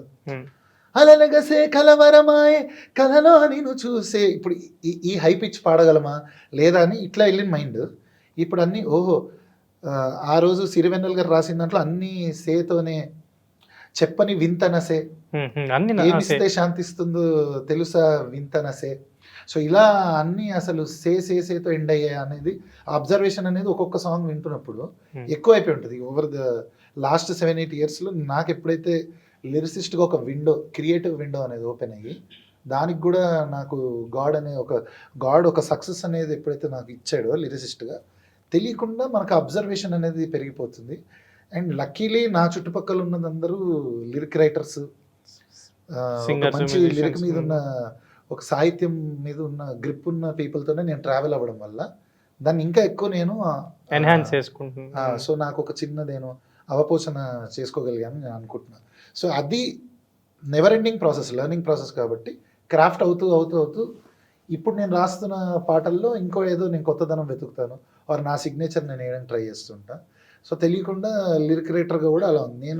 నేను ఒకప్పుడు నేను ఒక పాయింట్లో ఇది కన్ఫ్యూజన్ అయిపోద్దా ఆర్ఆర్ ధ్రువన్ రఘురామన్ చాలా మంది మిత్రులకి కూడా వచ్చిన డౌట్. సో నేనేమనుకున్నా అంటే మ్యూజిక్ డైరెక్టర్ కావాలనుకుని సక్సెస్ అయిపోయిన వాళ్ళు చాలా మంది ఉన్నారు, లిరిక్ రైటర్ అవుదాం అనుకుని వచ్చి సక్సెస్ సాధించుకున్న వాళ్ళు ఉన్నారు, వాళ్ళ మార్క్ వేసుకున్న వాళ్ళు ఉన్నారు, సింగర్గా వచ్చి వేసుకున్న వాళ్ళు ఉన్నారు. బట్ ఇట్లా ఈ మూడిట్లో ట్రావెల్ చేసుకుంటూ ఒక 7-8 ఇయర్స్ ఇంత దూరం నేను రాగలిగా కాబట్టి ఇప్పుడు నా జర్నీ అనేది ఒక యూనిక్ గా ఉంటది కదా, తెలుగు ట్రై చేయొచ్చు అనే వాళ్ళకి. సో అది ఒక చిన్న, ఎందుకు మనం ఎంత గొప్పగా ఎక్కడికి వెళ్ళామనేది నాకు తెలియదు కాదు, ఇప్పుడు మనం ఒక యూనిక్గా వెళ్ళామా, డిఫరెంట్గా వెళ్ళగలిగామనే దాంట్లో అయితే డెఫినెట్గా నా జర్నీ ఉంటుంది కదా అనే ఒక సాటిస్ఫాక్షన్ అయితే నాకు ఉంది. అండ్ ఫైనల్ క్వశ్చన్ యాక్చువల్లీ, అంటే ఇది మీకు నచ్చితే చెప్పండి లేకపోతే లేదు, బట్ పర్సనల్ లైఫ్ పరంగా ఏం ఉండదా మీకు? అంటే జనరల్లీ అంటే అమ్మ నాన్న వాళ్ళకి ఉంటుంది కదా మ్యారేజ్, పిల్లలు, ఇదంతా వాళ్ళు ఎంత మనం కెరీర్ అచీవ్ చేసినా ఇది కూడా ఆలోచిస్తుంటారు కాబట్టి ఏం లేదా? నేను అసలు నా 20 to 30 ఎప్పుడు ఇండస్ట్రీని కానీ మ్యూజిక్ అనేది హాబీ, ప్యాషన్. ఒక beyond a point of time సొసైటీలో అబ్బాయిల్ని వర్క్ డిఫైన్ చేస్తుంది. సో ఒకరి కెరీర్ అనేది ఆ రెస్పెక్ట్ కానీ ఇది కానీ తీసుకొచ్చేది ఒక అబ్బాయికి ఒక గౌరవం ఇస్తుంది. That's what man's job from a boy. So అది ఇటు సీరియస్ తీసుకునే టైంకి ఎక్కువ పర్సనల్ లైఫ్ మీదకి నాకు టైం కానీ స్టేట్ ఆఫ్ మైండ్ కానీ లేదు. సో ఒక దగ్గర మనం ఒక పీక్ చూసిన తర్వాత దాని మీద ఫోకస్ చేసుకోవచ్చు అనేది నా ఫీలింగ్. ఎందుకంటే అంతకుముందు ఎట్లాగో నేను లైఫ్ ఎక్స్పీరియన్సెస్ కానీ నేను ఎంజాయ్ చేసే టైంలో నేను ఎంజాయ్ చేసా, ఐ హ్యాడ్ ఫన్. సో ఇప్పుడు it is time to work, or నాకు మైండ్లో ఇది న్యాచురల్గా ఏదో ఒకటి పెట్టుకుని టైం టేబుల్ పెట్టుకుని ఇంత కష్టపడాలి, ఇంత వచ్చిన తర్వాత నేను వెళ్ళి ఇంకో లైఫ్ చూస్తా అన్నది ఏం లేదు. ఇది ఆర్గానిక్గా అలా ఫ్లో అవుతుంది. ఇప్పుడున్న దాంట్లో మనం టైం దీనికే ఇవ్వగలం. సో ఆబ్వియస్లీ ఫ్యామిలీ లైఫ్కి టైం లేనప్పుడు ఒక ఫ్యామిలీని మనం తగిలించుకోవడం ఎందుకు అనేది నా పాయింట్. అంటే మీకు ఆ మధ్యలో ఆయన ఎక్స్పీరియన్సెస్ని బట్టి ఏమన్నా అంటే దాన్ని బట్టి ఏం లేదు, ఇదంతా ఆర్గానికలీ ఫ్లోయింగ్, నాకు వస్తుంది నేను చేసుకుంటూ వెళ్ళా. ఎప్పుడు యాక్చువల్లీ నేను దాన్ని ఏమంటారు, ఇప్పుడు మనకి హిందీలో ఒక సాంగ్ ఉంది, సఫర్ కా హీ తామే సఫర్ కా రహాలాగా. I'm product of my time travel, అంతే తప్ప నేను వెళ్ళి ప్రత్యేకించి నాకు ఒక ఆపర్చునిటీ ఇవ్వండి, నేను ఇట్లా టార్గెట్ ఎట్లయినా సరే ఈ ఇయర్కి నేను 4 సినిమాలు చేసేయాలి, ఈ టైంకి నేను వెళ్ళి ఈ హీరోతో పని చేసేయాలి, ఇలా నాకు ఎప్పుడు లేదు. నా వర్క్లో నేను ఎంత బెటర్గా, నా నిన్నటి కన్నా నా ఇవాళ ఎలా బెటర్గా ఉంది, I'm a better artist today, I'm a better writer today, I'm a better composer today. ఇది నేను చూసుకోవడానికి దీని టువర్డ్స్ నేను వర్క్ చేస్తూ వెళ్తున్న క్రమంలో పెద్ద నాకు అవన్నీ నేను అదే అంటున్నా కదా, ఇంత పెద్ద దీంట్లో అవి చాలా చిన్నగా కనిపిస్తుంది. సో అది పర్సన్గా కూడా మనం ఎవాల్వ్ అవుతాం. ఆర్ట్ ఫామ్ అనేది ఎప్పుడు కూడా it will always make you better person. It's not like వర్క్లో ఇమ్మెన్స్గా వెళ్ళిపోయినోడు పర్సనల్ లైఫ్కో ఫ్యామిలీ లైఫ్కో అది టైం ఇవ్వలేరు అనేది ఐ థింక్ అది అసత్యం. Because where there is a will there is a way, but things need to align. నువ్వు ప్లాన్ చేసి ఒక family చేసుకోవాలి, ఈ టైం నుంచి నేను ఇక్కడ ఫ్యామిలీకి ఇస్తా, ఈ టైం నుంచి ఇట్లా వర్క్లో ఉంటా, ఇది ప్లాన్ చేసుకునే ఇండస్ట్రీలో మనం లేము. సో ఇది దేవుడే ప్లాన్ చేయాలి.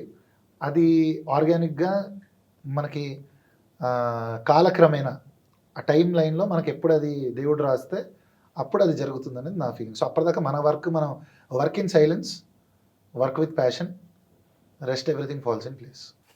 Thank you so much and చాలా మాట్లాడుకున్నాం ఇవాళ. అండ్ నేను మీడియాలోకి రాక ముందు నుంచి నాకు మీరు బాగా తెలుసు కాబట్టి హోప్ నేను అన్ని కరెక్ట్గానే బాగానే అడిగానని అనుకుంటున్నా.